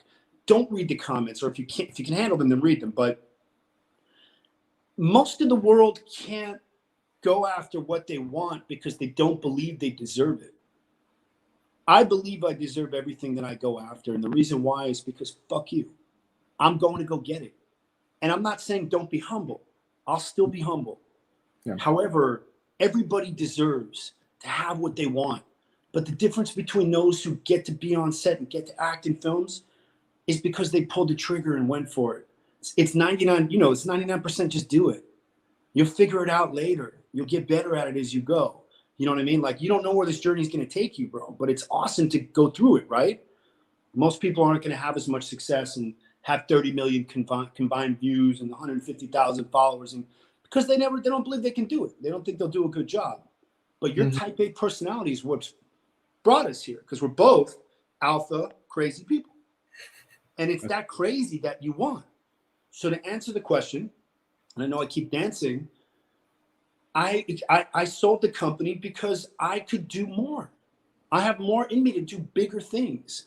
And being a guard dog for a celebrity isn't really an accomplishment.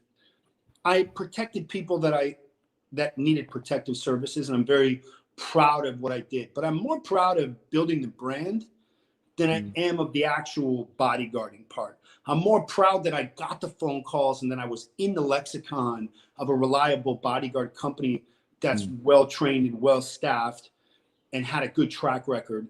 And I was just as proud to get rid of it. And I'm even more proud now to be going after bigger targets of opportunity. And, you know, dude, look out, Hollywood. I'm fucking coming, bro. I'm coming. Like, whether you better hold the door with 400 people, because I'm coming through it, whether you let me in or not. So, but again, I'm grateful for all of it, man. But there's more to do, bro. And you got more also.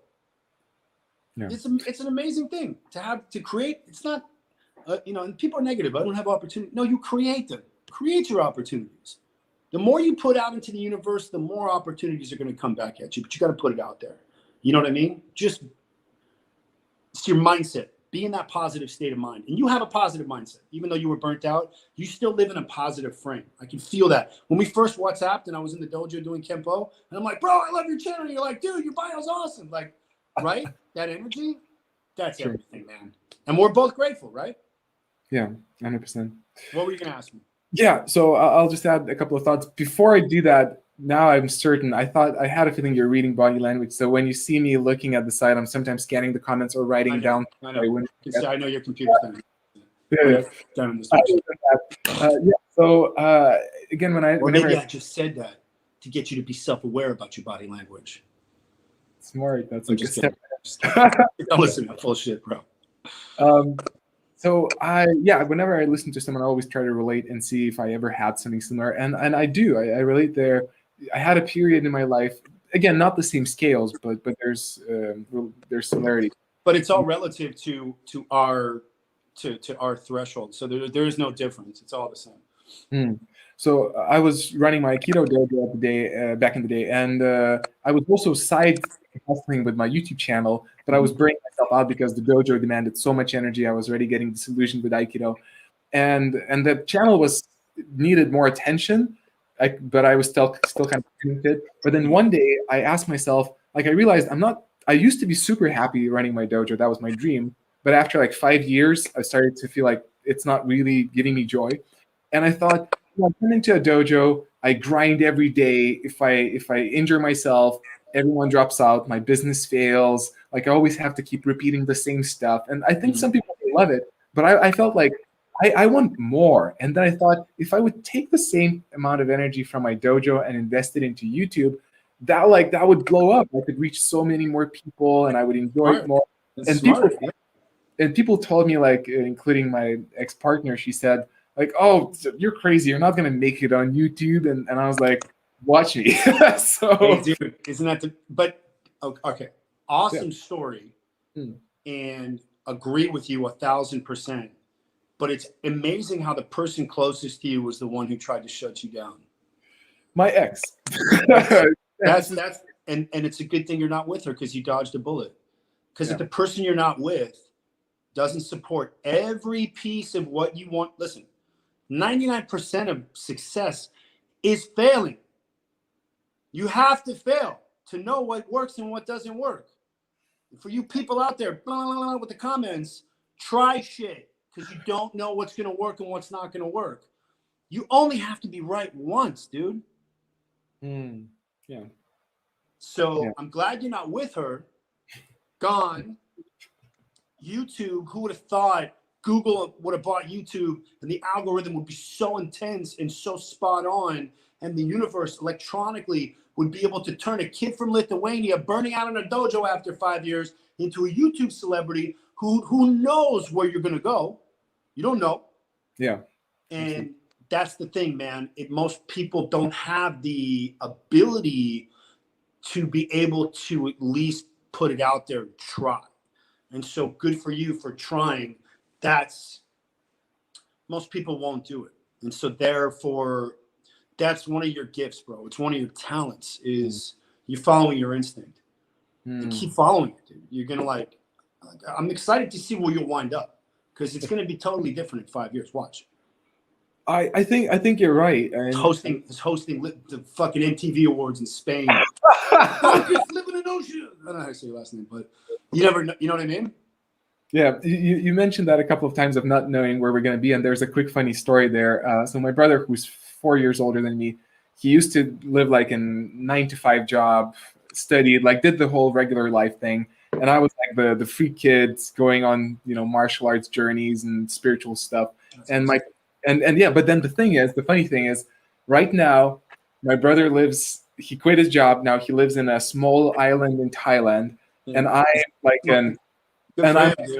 Yeah, I know. And I'm like fighting, with guys and like going to the cage. If 10 years ago you would have told that my brother would fight in the cage, people would be like, yeah, I can see that. Me? No way. If 10 years ago they would said, oh, Rokas is going to go to Thailand, live in a small island and be happy, they're like, oh yeah, that makes sense. My brother? No way. Now it just switched. It's the opposite. It's like, you never know. It's just, you never know. Just keep putting shit out there. Just keep creating, keep developing, keep promoting, keep not listening to the negativity. You just don't know, man. And here's one of the things I believe, Rokas. I believe that there's nothing that we can't do. There's no job that's too complicated that can't be learned, period. There's nothing you can't do. In fact, I think 95% of the businesses out there are full of shit. 95% of the high-paid executive jobs are full of shit. There's nothing you can't learn. If you want to learn it, you'll figure it out. And it's just belief, man. Like, you know what I mean? Like, everybody wants to. Going back to the part about selling the company and wanting to go into Hollywood, I was like, dude, it's got to be now, bro. If you want to, like, you're just as good of an actor as anybody out there. There's a movie called 211 you can see me on Netflix. Got a pretty big scene with Nick Cage, who's an Oscar winner. And I got to do a fucking scene with him, a 4-page fucking scene. And him and I are fucking riffing and freestyle. The time of my life. I go, why wouldn't I want to do this? And I go, Nick, you were pretty good, by the way. Not bad. He looked at me, ha ha, and he laughed. You know what I mean? Because I'm having fun with it. And at the end of the day, just don't give a fuck. Just run into the blaze. You'll figure it out afterwards. Another thing I learned in Israel. Always say yes. Figure it out later. I like that. I like that a lot. Yeah. Right? Yeah. Anyone who says, can you do it? Say, yeah, of course I can do it. And then figure it out later. Always say yes. Solve it afterwards on the back end. Yeah. Yeah. I think so many things you're saying are so great. And I'm happy, people are listening into this. This is so much bigger than, It's a lot bigger than a keto, bro. It's a lot bigger than, well, that's one of the things I was thinking about. Like, how can we talk about stuff to advance both of our goals? You know what I mean? What can I bring you that you haven't thought about, or what can I bring you to try and relate to on? And I just think it's bigger than a keto. And by the way, for your keto people out there, I love a keto.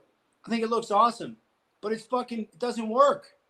But you can make it work. How do you make a keto work, Rokas? Have you figured it out? I have ideas. I didn't figure it out. All right, well, here, I'll give you some more pieces. Add some strikes to it. Add striking. Because when you add the striking to any attack, it changes the psychology of the attack. That's part one. Part two, you have to practice it at speed. It's got to be done at a real pace. Add those pieces. Your keto will become more functional. What would, I don't like the word sensei. It's a little too arrogant for me. What would, I hated that. I don't like it. I never liked it. What would Ueshiba have said about the current situation of keto today, you think? What do you think he would have said? I think he wouldn't be happy. There's a story of him walking down with his top students, and one of his top students tell it years after. And Yoshiba says to them, says, I see people walking next to me, but when I turn back, there's no one. Like, so he basically meant, like, even back then, people weren't really like following his vision. So I think today he would be very sad, honestly. Do you think that he would have been disappointed that Aikido hasn't evolved into a more functional martial art? I think so. I think so too. I think he would have fucking laughed at this whole thing and said, "Why are you following the shit I was doing in 1948? And look at the television and what's working and what's not working." Yeah. Like, I don't care what anyone says, man. MMA works. Yeah. You know, it's gonna work. So I think he would have evolved it. And I think that the Aikido community, and I like lurk on these blogs and stuff like that, and I can hear them like, it's like you said, it's the same argument every time. Like, guys, just evolve it. It can be great. It can all be great. It can still look awesome. Or keep it traditional, and I'll just keep stealing it and putting it in movies. It's fine. Yeah. But yeah, maybe to put an extra positive note on it, I am starting to, that's one of my current journeys. You asked what I'm on, and and I'm not planning to make it my life's mission, although some people would want it, but I'm thinking about starting to dabble in looking, okay, so what would functional Aikido look like? Who has the best? I want you to call me when you do that. I will. I want to help anywhere I can. I'd love it. Because there's a lot of Aikido places who've been doing it for years, and there's some really good solutions to it. So let me know when you start getting back into that, and I want to play with some of that stuff with you, because I was thinking about this also, man, and I wanted to say this to you. Don't throw away your Aikido. It's a fucking awesome martial art. Don't expect it to work for you until you figure out how to make it work, though. But once you have enough of that other stuff in there, your MMA and your BJJ, this works, by the way. Yeah. Oh, yeah. Yeah, I agree. I agree with you. I mean, it's something I'm just discovering these days, but I think you're right. It's beforehand. What about Tekube Tore on a grappler? You don't think that'll work? I'm not sure if maybe it's a different terminology from what do they call the finger wazas? Ubidori? Ubidori. All right, we get Tekube Tore. Same shit. All right, this is the different like versions of it. So you're telling me if someone comes in for a shoot and you grab those little fingers, it's not going to happen? Come on, dude. Just a little bit.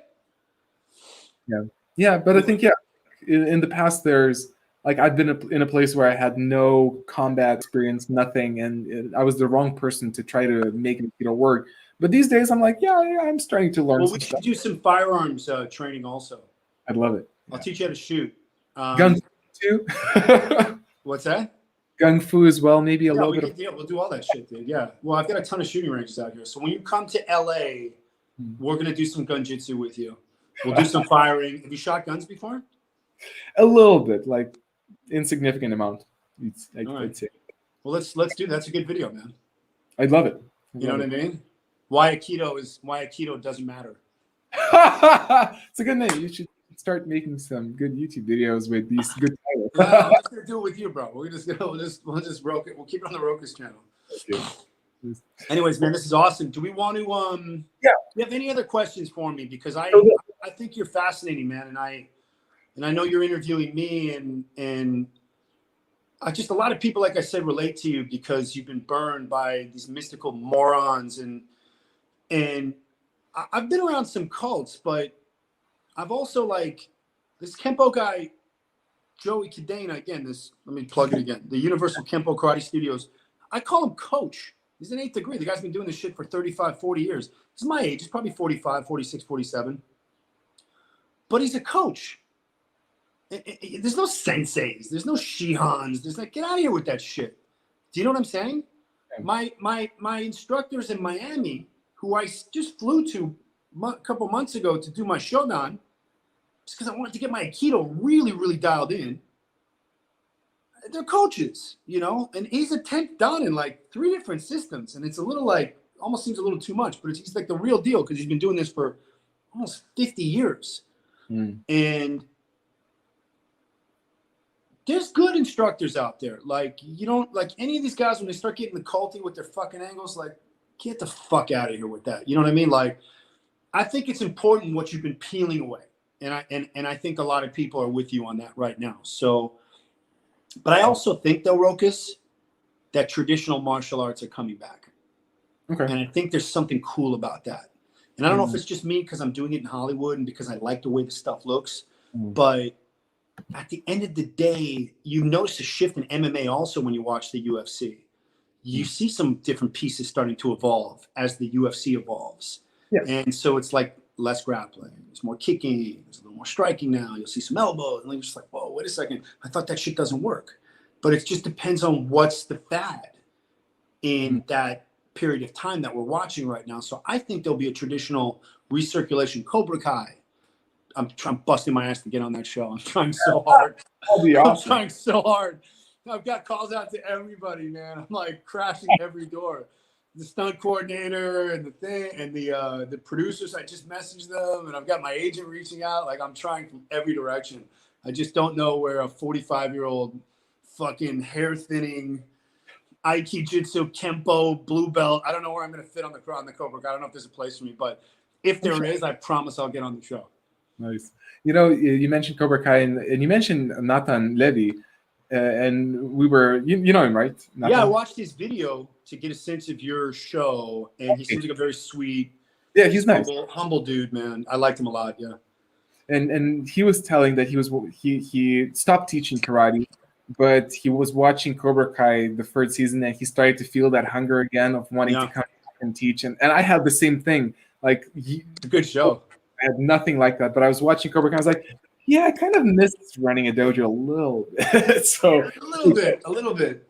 You know, it's interesting because I train. My training is really selfish, though. You know, like training to be a teacher. I'm a good instructor, and I've been teaching for a long time. So in addition to having the bodyguard company, I've been training law enforcement and military units for the same 15 years. So I had the training side of my company and then the bodyguarding side.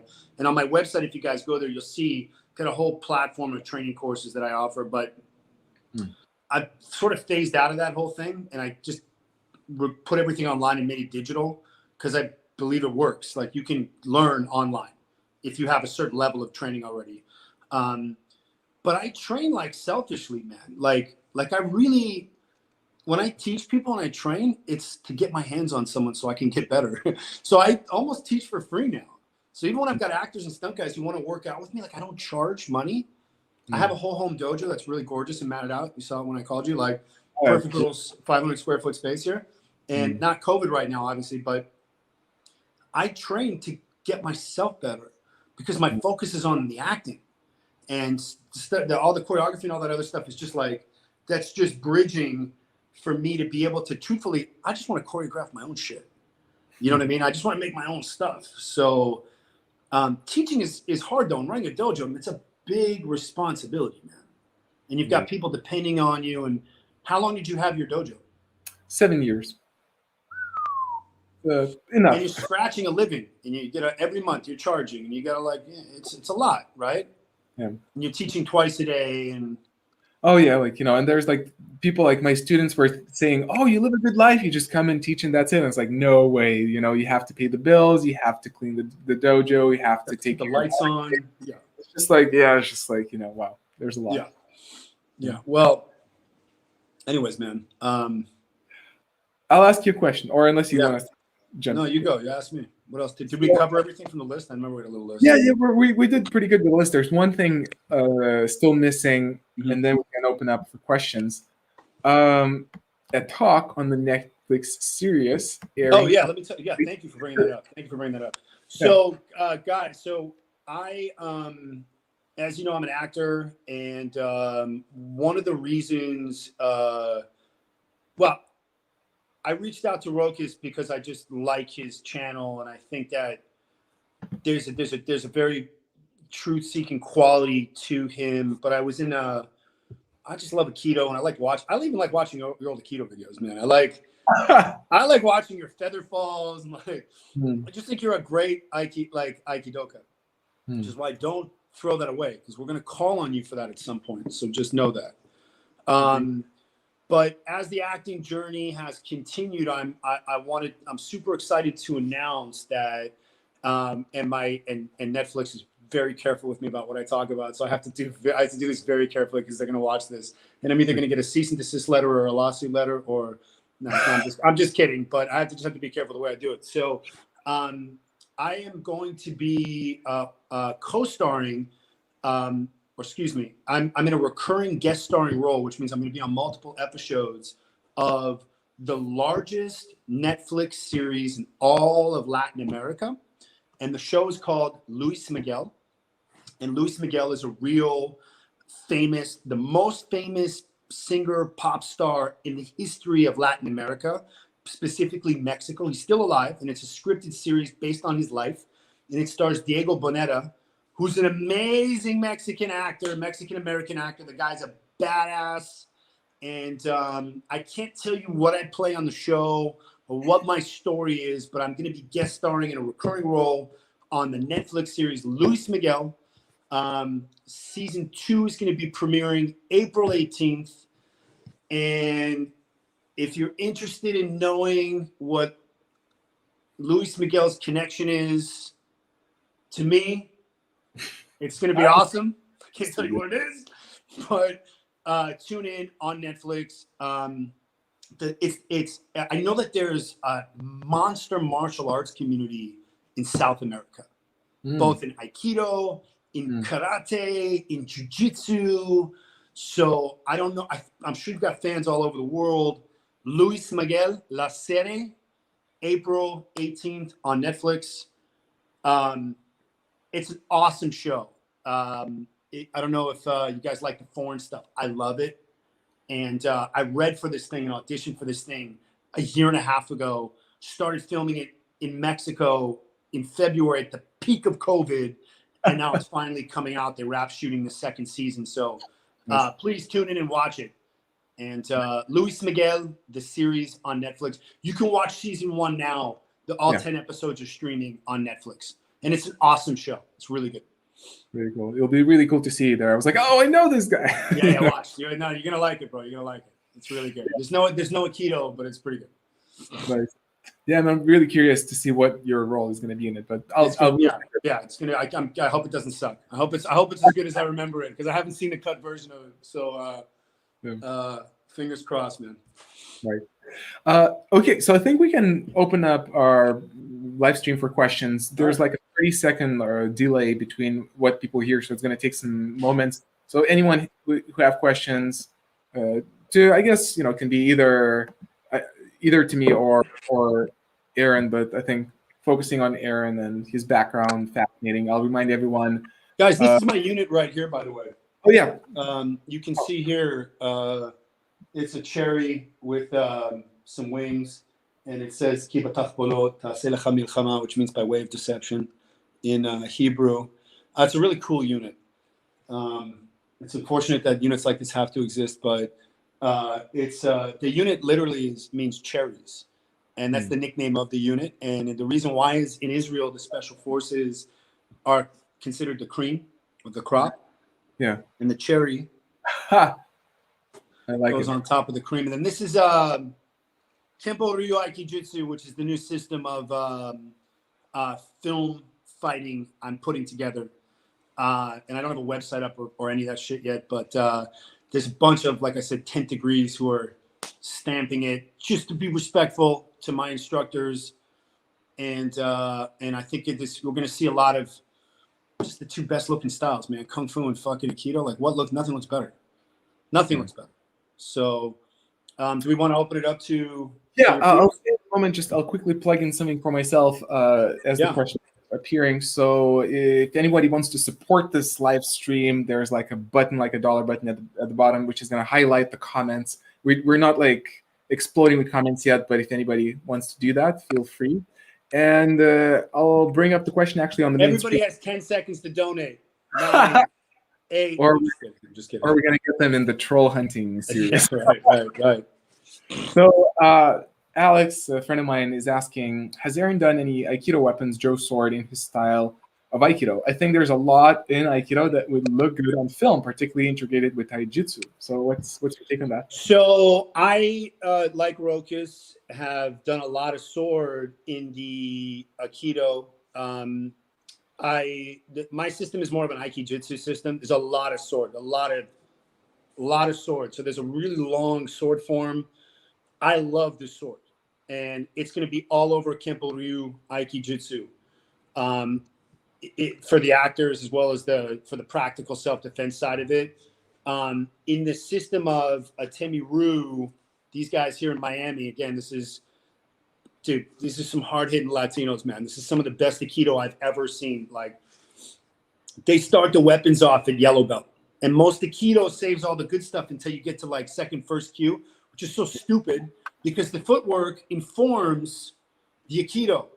All of the weapons, all that sword work and the Joe work, Joe 21, Joe, all the, Rokas, I'm sure you've done all of them, right? I love the traditional weapons. I love this setup right here. And in fact, they made me this when I just tested. So it's a Sensei, Aaron Cohen, which is too pretty, so I can't use it. But yes, if you go on my Instagram page, you'll see me doing some sword choreo for an upcoming movie. My instructors in Miami, my original instructors in Miami, also teach Kenjutsu, which is when the sword is out, and it's the different sword cutting techniques and fighting techniques. And I love it, and I don't think we've seen enough of it. And I'm coming back with the swords hard because I think it's so fucking visual and gorgeous. And you know what? When you run out of ammo, listen, you can hurt someone with these things if you know how to use them. They're very deadly. Yeah. Rokas, how's your sword?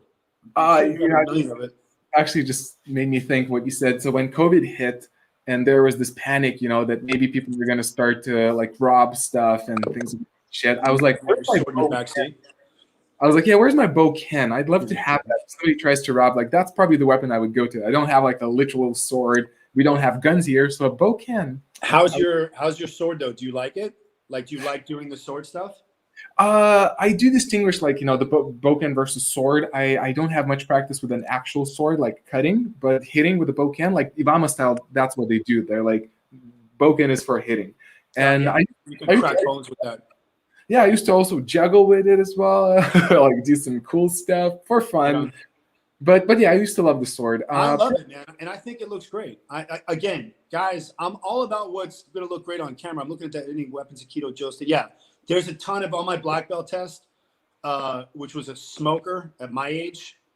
There was a huge Joe form and a huge sword form that I had to memorize. I like choreography. I like doing all that shit. It's easy. Like, I'm all day with that stuff. But I'm coming with the sword. I love the traditional weapons. I love it. I think it looks great. And I think it complements the women. So when you start putting those weapons in their hands, something happens to them. They're like, all of a sudden. So yes, Alex, thank you for your question, man. I think that's a good question. There's another interesting one from Eric, which is in martial arts. I can pop these up right here. It's a good topic. In martial arts and in Hollywood, there are narcissists. That's a statement. How has this affected your experience and the lessons to deal with them? When I grew up in LA, man, I'm used to it. Just fucking the narcissists, specifically in the business, that they're everywhere, man. What you do is you neutralize them with love and kindness. You just come at them with as long as you understand enough psychology, you can neutralize the narcissist and you go, come on, bring it in for a hug. Come here, bring it in, huggy bears. Like, there's just different ways to take the sting out of the narcissist. As soon as you connect with, the narcissist is just a person with their wall up. It's a sociopathic personality, but as long as they feel like they're in control, then they'll chill out, and then you can take control and do what you want anyway. So just know that you're dealing with an ego. And dial yours down, come in with love, make them feel like you're giving them what they need, go do your job, and then they'll follow you. Would you guess what word is on my mind when you're seeing that? Like how I would describe it? Manipulative? No. Counter psychology? Counterterrorism? No. Mental Aikido. It's like, using peace and redirecting energy. Sounds a little bit like some Aikido there. So I don't know. Maybe that's just me, but you're right. It's essentially an Arimi. Yeah. Or not an Arimi. It's a Tenkan. Just flow with it, I guess, or Tenkan Arimi. But yeah. Yes. Yeah. Just absorb. Yeah, like a borrowed force. Right. is the term that I like, which is the Kempo word for. I hate the taking their center. How many times do they say that in Aikido? You want to take his center. If I would get $1 for every time I heard that. Come on, guys, let's evolve this Aikido. It can be great. Gun Keto. All right, next one. What do we got? So UT was going into military scary, and if so, how scary? No, I was excited, man. It was awesome. It was awesome. To put on a new, getting out of the military was scary. What do I wear? What do I do? Oh, wow. What's my identity? See, Roke, is the biggest struggle that I think you're having is just the identity, figuring out who you are, what the next piece is. Because as a 15-year Aikido instructor, what are you, second, third, fourth, dan, whatever you are, fact is that was a strong identity. And males and men, identity is our social scale and where we sit on the hierarchy for mating. That's really all it comes down to, is human behavior and where we are in relation to the females and how we're going to procreate. So identity is the strongest piece of male human behavior. So to answer the question, why, and thank you for being transparent with your identity. Just kidding. We love you, Mr. Green. We love you, Mr. Green. Why? No, it wasn't scary going into the military. I was going into the Israel Defense Forces. I was proud to be volunteering to serve my country, even as an American, and I'm loyal to both countries.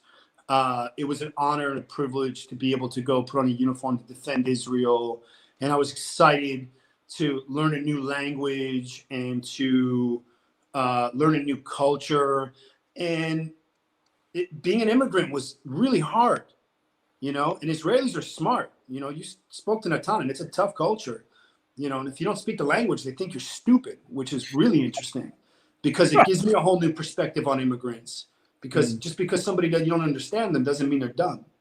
So no, it was not scary. At the time of my life, it was scarier getting out, not knowing my identity and not knowing what my purpose was and what my next move was. So, but good question. Thank you for asking the question. Thanks. Just a couple of positive comments. Patrick is saying, loving the show, so meaning we're on a good track. Alex is agreeing that it's best to start early with weapons. And then moving on to a question from Josh. How much Kempo is in your Aikido? I have been practicing Kempo for right now, I am just got my certificate sent to me. I'm a fucking blue belt. I love it, man. I'm going through like a whole nother martial arts training again right now. So my ranking is in Aikijutsu and Aikido as well. Krav Maga. I started Kempo about 2.5, 3 months ago, and I've got about 400 hours in the system already as I prep for this movie. So I'm literally on the same diet that I would put Tom Cruise through, which is you don't need to spend 6 years training in the system because that translates to 540, 50 hours. It's the amount of hours that you put in training in the system, which translates to your skill level. So I train anywhere between 8 and 15 hours a day with intermittent breaks, also mixed in with fitness training to get my fucking body right for this film, for the fights. And I hunted down who I think is one of the most talented Aikido instructors I've ever seen. And Kempo is like Aikido, Rokas. There's a lot of politics and there's a lot of fucking splinter groups. And when Ed Parker, and by the way, some of it is silly. Some of the pieces are silly, just like Aikido's got silly pieces. Just like BJJ's got silly pieces. What do I mean by that? Don't go to the ground when the guy's got 5 friends. You're going to get your head stepped on. Sorry. And I know that Ricks and Gracie and Hoist Gracie, who I'm good friends with, who I've given training to, and vice versa, Ricks and Gracie's trying to push BJJ or Gracie Jiu-Jitsu back to self-defense and get away from that sport a little bit more because that's what it was originally intended for. So to answer the question, I am actually a blue belt as of 3 days ago. I just tested online in American Kempo, the Chuck Sullivan and Vic LaRue version of it through Joey Cadena, who's this online sensei, who's awesome. And my hybrid style is going to be about 50-50 is where it's going to land at. So the prefixes will be the Kempo and all that awesome handwork and parry strike. You can see some of the videos that I post. I love the shit because it just looks fast. It's a little slap choppy, but it looks great on camera. Caveat, I train for film. Okay, commenters? So the prefixes will be the Kempo fused with the Aikido suffixes, which will be those big, awesome takedowns. And so, I mean, I'm literally, it's my purple belt certificate. It's awesome. I'm like training again, which is the coolest part of this job. And to train for myself as an actor for a movie and not even train another actor, it's like the dream coming true, Rokas. You know what I mean? So I'm like, you went into the MMA and you went into the BJJ. I'm loving just giving the fucking, give the showman to somebody else, man. And just show up, tell me where you want me. Let's go, bro. And it's blocks and strikes and kicks and punches and katas, and my kicks are terrible. You know, he sent me a follow-up video. He's like, dude, your kicks, bro. We're going to need another video on the kicks. And I'm like, you know, at the age, man, the hips and all that, but I'm working on it, trying to get it better, trying to get it more fluid, trying to get them higher, snappier. And so to answer the question, the system will flush out at about 50% Kempo, and it'll be the Chuck Sullivan version, who was Ed Parker's top guy. And I think Ed Parker was awesome too, man. Very ahead of his time. And I think Kempo would have evolved differently if he was still around today. And I think there'd be a lot of more BJJ and stuff in it. But about 50-50 is what the composition will translate to. Nice. Patrick has an interesting question. He's asking, what advice do you have for someone trying to break into stunts in LA? You better jump on your head and kick and fight better than everybody else, dude. Hey, Patrick, persistence, aggression, humility, and depending on what stunts you want to break into, just know that the top talent all over the world moves to LA. You're not a big deal here. We don't care how good you are at kicks and punches and jumps. You're not getting hired because you're the best. You're getting hired because you're the most likable. And that's what we talked about an hour ago when we first started the show. First thing is move to LA. Second thing is show up in shape, ripped, have multiple black belts. And if you don't have multiple black belts, look like you have multiple black belts. Nobody cares if you have the fucking certificate or not. It doesn't mean, and by the way, the black belt doesn't mean shit either in a real fight. I'm talking about movies now. Show up in shape, and just, it's easier now than ever, man. Just start hunting down Stunts Unlimited and 8711 and all the top stunt crews. They're all out there. Just Google top stunt crews in LA. Start messaging them. Start working out with them. There's usually like, they'll make you train with them for a year before they give you something. You got to get your SAG card, which is your Screen Actors Guild union membership. You have to be on set 3 times and then pay to get in. That one's tricky also. Get to LA. Get to LA, be in shape. Look like you've got multiple black belts and be really humble and start training with other stunt guys. That's my advice. They will walk you in if you're likable and talented. And if you're missing one or the other, you'll be an extra holding a tray in the back on some shitty TV show. Alex is asking your thoughts on an Aikido film telling O-sensei's story early on building up to the development of Aikido. Maybe might inspire further development. Very quick note before I open up. Rokas is getting into this one. Yeah. There's actually an O-sensei movie out there, which is terrible. I watched it years ago when I was still in Aikido, and I found it terrible. Maybe I should watch it again, but it was pretty crappy. Anyway, Aaron, what do you think? I agree with you. I think the O-sensei movie was terrible. I watched it. It was from the 60s. Yeah. And it was, just terrible. What do I think about an O-sensei movie? I don't think much about an O-sensei movie. I don't think the world is going to care about an O-sensei movie, and I'm about commercial films. and, you know, working with the big studios and mass distribution. It could be a cool side project. I'm not interested in exploring him. I think what's more interesting is trying to, like, can we bring him back to life so we can see the state of Aikido and then ask his opinion on how shitty everything looks. Yeah. There's actually a guy, and I'll play the no naming games, but there's a guy who channels like Osensei, and he answers questions. Does he wear like a white hakama? I don't know. I didn't see him when he channels, but yeah, you know, but I don't think that's legit. Anyway, it's kind of a joke. But just to be fair to Alex, I'm an Aikido fan, just so you know. Like, I love Aikido. I love the Yoshikan. I love the Tenshin. I love the Chindakan. I love the. What was your style of Aikido, Rokas? It was Ivama. I started off with Aikikai, then it was an Ivama inspired, but it was kind of a hybrid. Like a hybrid. Yeah, eventually it was hybrid. Yeah. Yeah, I mean, Alex, I love Aikido, man.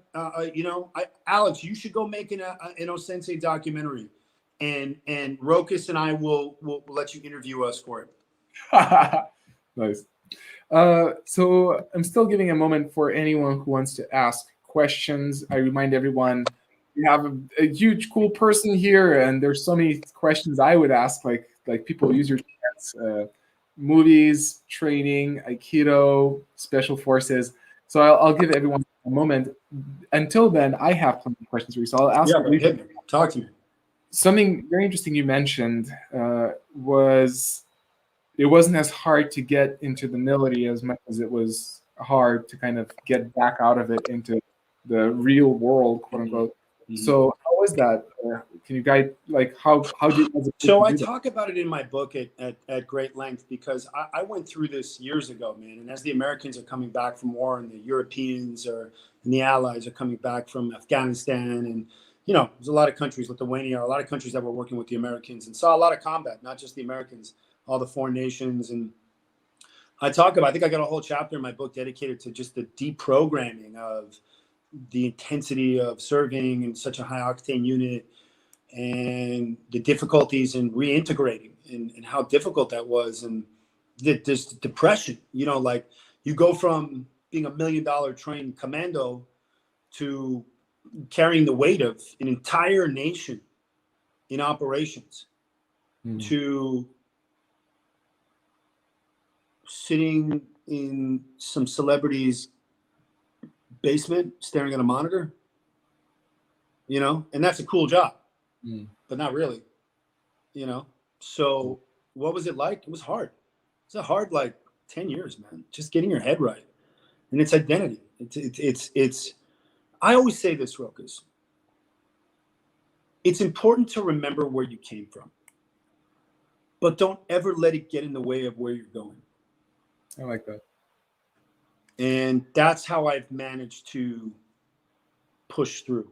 And a lot of the training has helped me also, because there's not that many things that, like, stress me out, you know, like, there's nothing worse than the shit that we did, like the stuff that we went through. Like, I always say that, like, nothing is harder than that. You know what I mean? So nothing in Hollywood is going to compare to, like, being in the counter-terror warfare school for 3 months, getting hammered like a dog. You know what I mean? Like, literally beaten like a dog.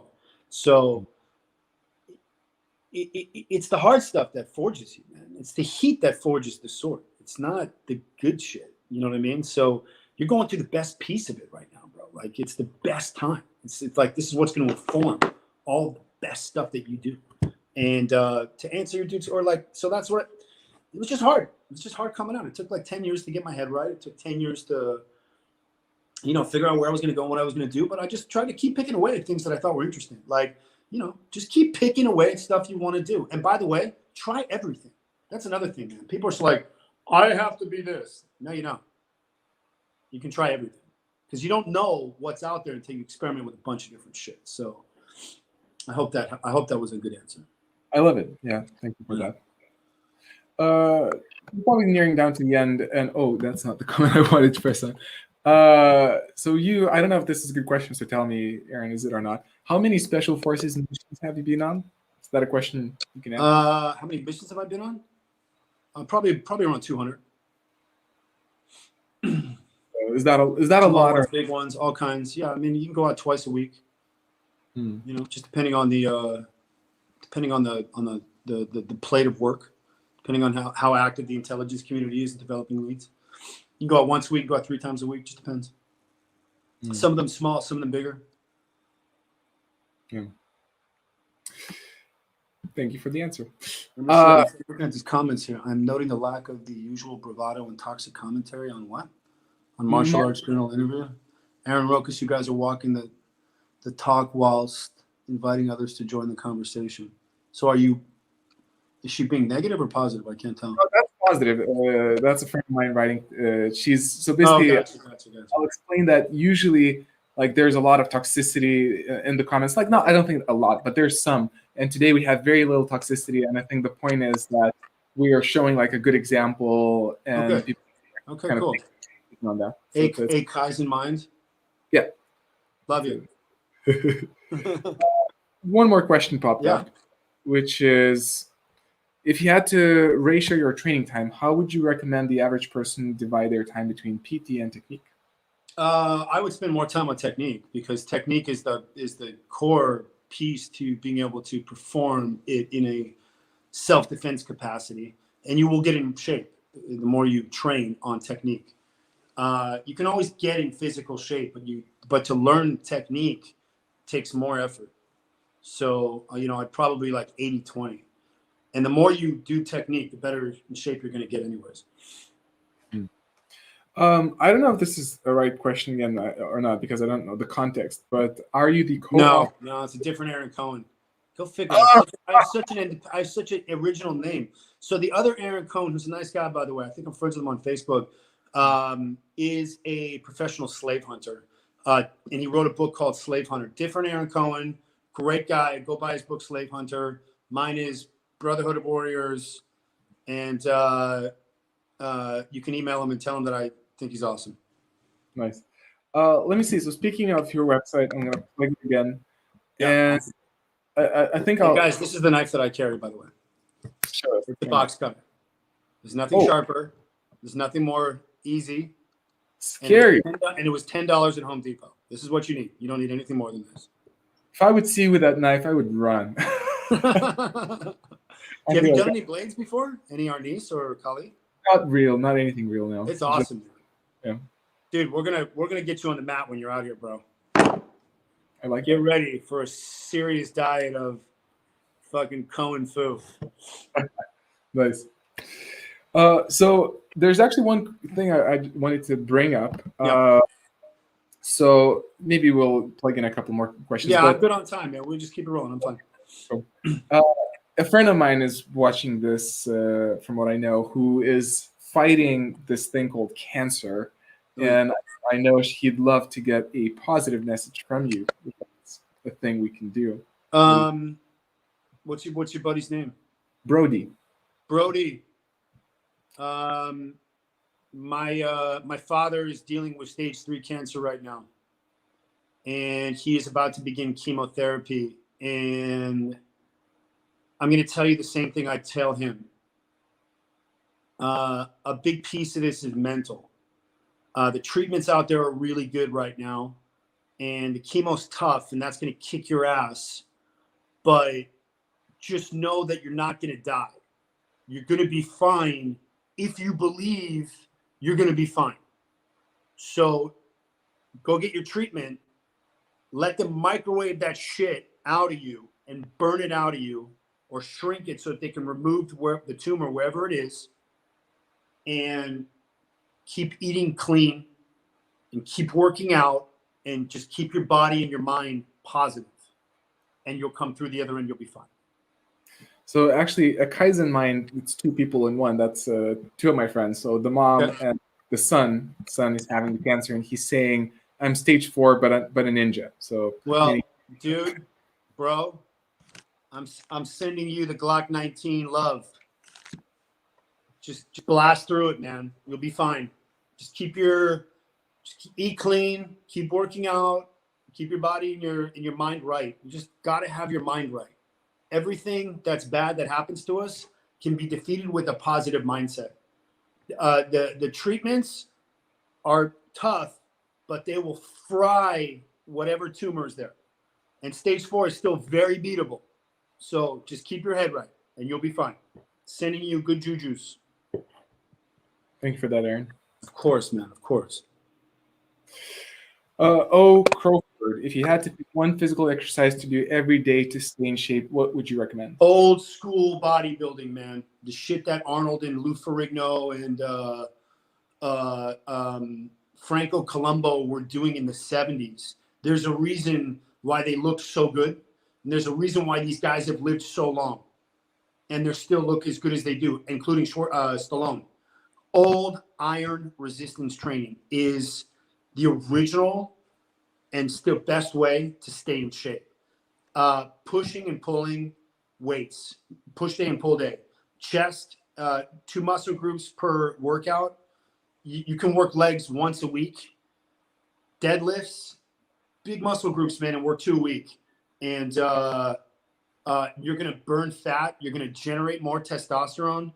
I'm 45. I'm in pretty good shape right now. I've always managed to stay, I don't know if you can see the ground's grundling, but I've always managed to stay pretty fit.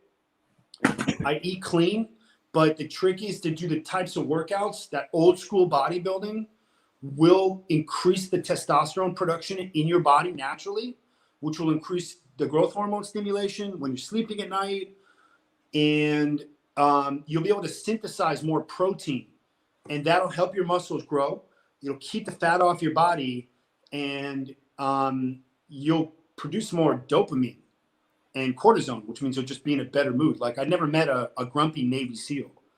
They're just always happy because they're always working out. You know what I mean? Now they're doing more plyometrics type of training, and they're doing more cardio, and they have to in order to have the endurance. Again, I'm in the movies, all about the aesthetic. So, but even though you're doing aesthetic training, it's still good for your body. So I would just say old school weight training is the shit. And because there's a myth, like running doesn't burn fat. Running burns carbs and energy, which makes you store more fat. So there's all this, like, you know what I mean? There's all this bullshit misconception about fat, but it's just not true. If you lift weights and you do resistance training, you will lean out, you'll build lean muscle, you'll get stronger, you'll sleep better, your digestive system will be better. Old school weights. Good luck, man. Nice. I think we'll be able to close down the questions, and we can also later talk off record, but is there anything else you want to discuss before we wrap up the live stream? Anything else you want to discuss together on record? Yes. I want to talk about how you're going to reinvent Aikido and win the UFC fighting in your Hakama. Oh, that'd be a badass video. That's my a lot of video. Yeah. I just don't want to see you throw away all that training. Sorry? I don't want to see you throw away all that training. All that training you'll use somewhere, some way it'll be recycled. Mark my words. Nice. What about you? What are you working on next? Yeah. Kickboxing, and then what else? I feel like I like to focus on one thing at a time at the moment, because I think part of my burnout was because I was training everything at the same time. Mm-hmm. And I was learning everything. I was learning wrestling. I was learning striking. I was learning grappling. And I think I burned out partly because of that. So it's really nice to focus on kickboxing at the moment. I love striking. I never did enough of it. And I have a great coach. I'm also starting to, I kind of mentioned that, but a couple of years ago, if you would have told me like, oh, Rokas, you'll reinvent Aikido, I would have been like, no, don't tell me that. Now I'm like, yeah, maybe I can try to do that. Like, a lot of people want me to try it out. So I'm like, why not? Why not? So I filmed a couple of videos already trying it, and once lockdown is over, I'll probably fight some people. I'll fly to your place and see what we can do together. So yeah, there's definitely some stuff we can plug there. And by the way, how do you like the kickboxing? I love it. Again, it's hard, right? It's hard. And my coach is like, he really knows the details, and he's sometimes asking a lot, but I love it. Like, I'm like, yeah, give me more. It's like, just tell me what I'm doing wrong. There's a movie that I'm about to shoot in Vancouver, Canada, with a kickboxing world champion turned actor who Joe Rogan has talked about on his podcast. And Google Jerry Trimble and pull him up real quick. I don't know if you can throw him on, but Jerry Trimble is a former kickboxing champion who had the nastiest spinning hook back kick. And I just want to give Jerry a plug. Love you, buddy. Can't wait to get on set with you. And him and I actually have a sword fight in this up and coming movie, which I'm excited about. And but you can see his highlight reel. He's a fucking killer with his feet, man. Nice. Tell me if you got him there. But Jerry Trimble. Anyways, I think the kickboxing is awesome too. I love it all, dude. I love it all. I'll plug in one more question, and me myself is asking, what are your thoughts on swimming? What's a good way to improve? Swimming's incredible. Swimming is one of the best exercises you can do, man. But you got to go have a pool. B, you got to go find a pool if you don't have a pool. And C, swimming is incredible, man. You're gonna activate muscles you can't get to unless you're in a pool. I think it's great. I think it's great for the overall conditioning. Do I need to be swimming in a pool? No. Am I going over the beach rescuing hostages using a Draeger rebreather like the SEALs? No. So I don't need to be combat swimming capable. But I think it's excellent exercise. If you can get to a pool, swim for sure. Nice. Anything else you want us to bring up? It was awesome, dude. It was awesome, man. Yeah, same here. I think Let's do this again, though. Let's do this in like a year. I want to see where we're at. Yeah, I'm pretty confident that we'll do this again for sure. Yeah. well, maybe we'll do it from set or something. We'll do it when I'm out there, like working on some film, or I have someone with me. Yeah, that'd be great. That'd be great to get together and do a live stream. Well, dude, listen, man. Thank you so much. I'm super grateful for your time, and I'm glad you were down with all this. Thank you for letting me plug my show, Luis Miguel, Netflix, season 2, April 18th. Luis Miguel, La Serie, in Netflix. There's my Spanish. And dude, I think you're awesome, bro. I'm excited for your journey. Always watching your stuff. And hit me if you need anything. You know where to find me. Always down. We got email now, and we're WhatsApp. So anything you need, man, just hit me up. Thank you so much, Aaron. I also wanted to say a couple words of, first of all, thank you for your time, that you were so generous with it. It was really awesome to talk to you. And I think you shared a lot of gold here today, like from martial arts to some essential life lessons, and you answered everyone's questions. So thank you so much for that. And guys, for you guys you're welcome. My pleasure. You guys who are listening, be your own sensei. Put together your own mixed martial art. There is no style that has the corner on fighting. All of it has to be combined. Bruce Lee was not cutting edge. Everybody needs to put together their own Jeet Kune Do. There is no grandmaster out there. Knock that shit off. Become your own grandmaster. Teach others so you can beat them up and get better at your own shit. That's another important piece. The more ukes you can get your hands on will make you better. And just figure out what works for you for the real self-defense world. Because a lot of this stuff works. Just gotta figure it out. There's a very nice comment for the end from Game Player. He says, "Great session. Was planning to hang around for half an hour, nice. But I'm not staying on." So we did a good job. Awesome. Game Player 213. Close. All right, buddy, listen, man. I love you, dude. Thank you so much. And, thank you. And hit me if you need anything. And guys, to your fans, thank you for listening and for commenting. And we'll do this again soon. And I don't know about you, man. I'm Team Cobra Kai. I'm not Miyagi-Do. Me too. Oh, you? What? Me? Cobra Kai or Miyagi-Do? Like, I see a little bit of my Aikido sensei and Miyagi-Do. I'm like, oh no, Cobra Kai all the way. Miyagi-Do? You mean in Daniel's character? Yeah. Such a well written show, man. I will work my way onto that show. Just wait. I'm working my magic as we speak. Nice. So cool. So I'll press the end broadcast, but we still stay for a moment? Yeah, sure. Cool. Guys, great talking to everybody. Thank you so much for listening.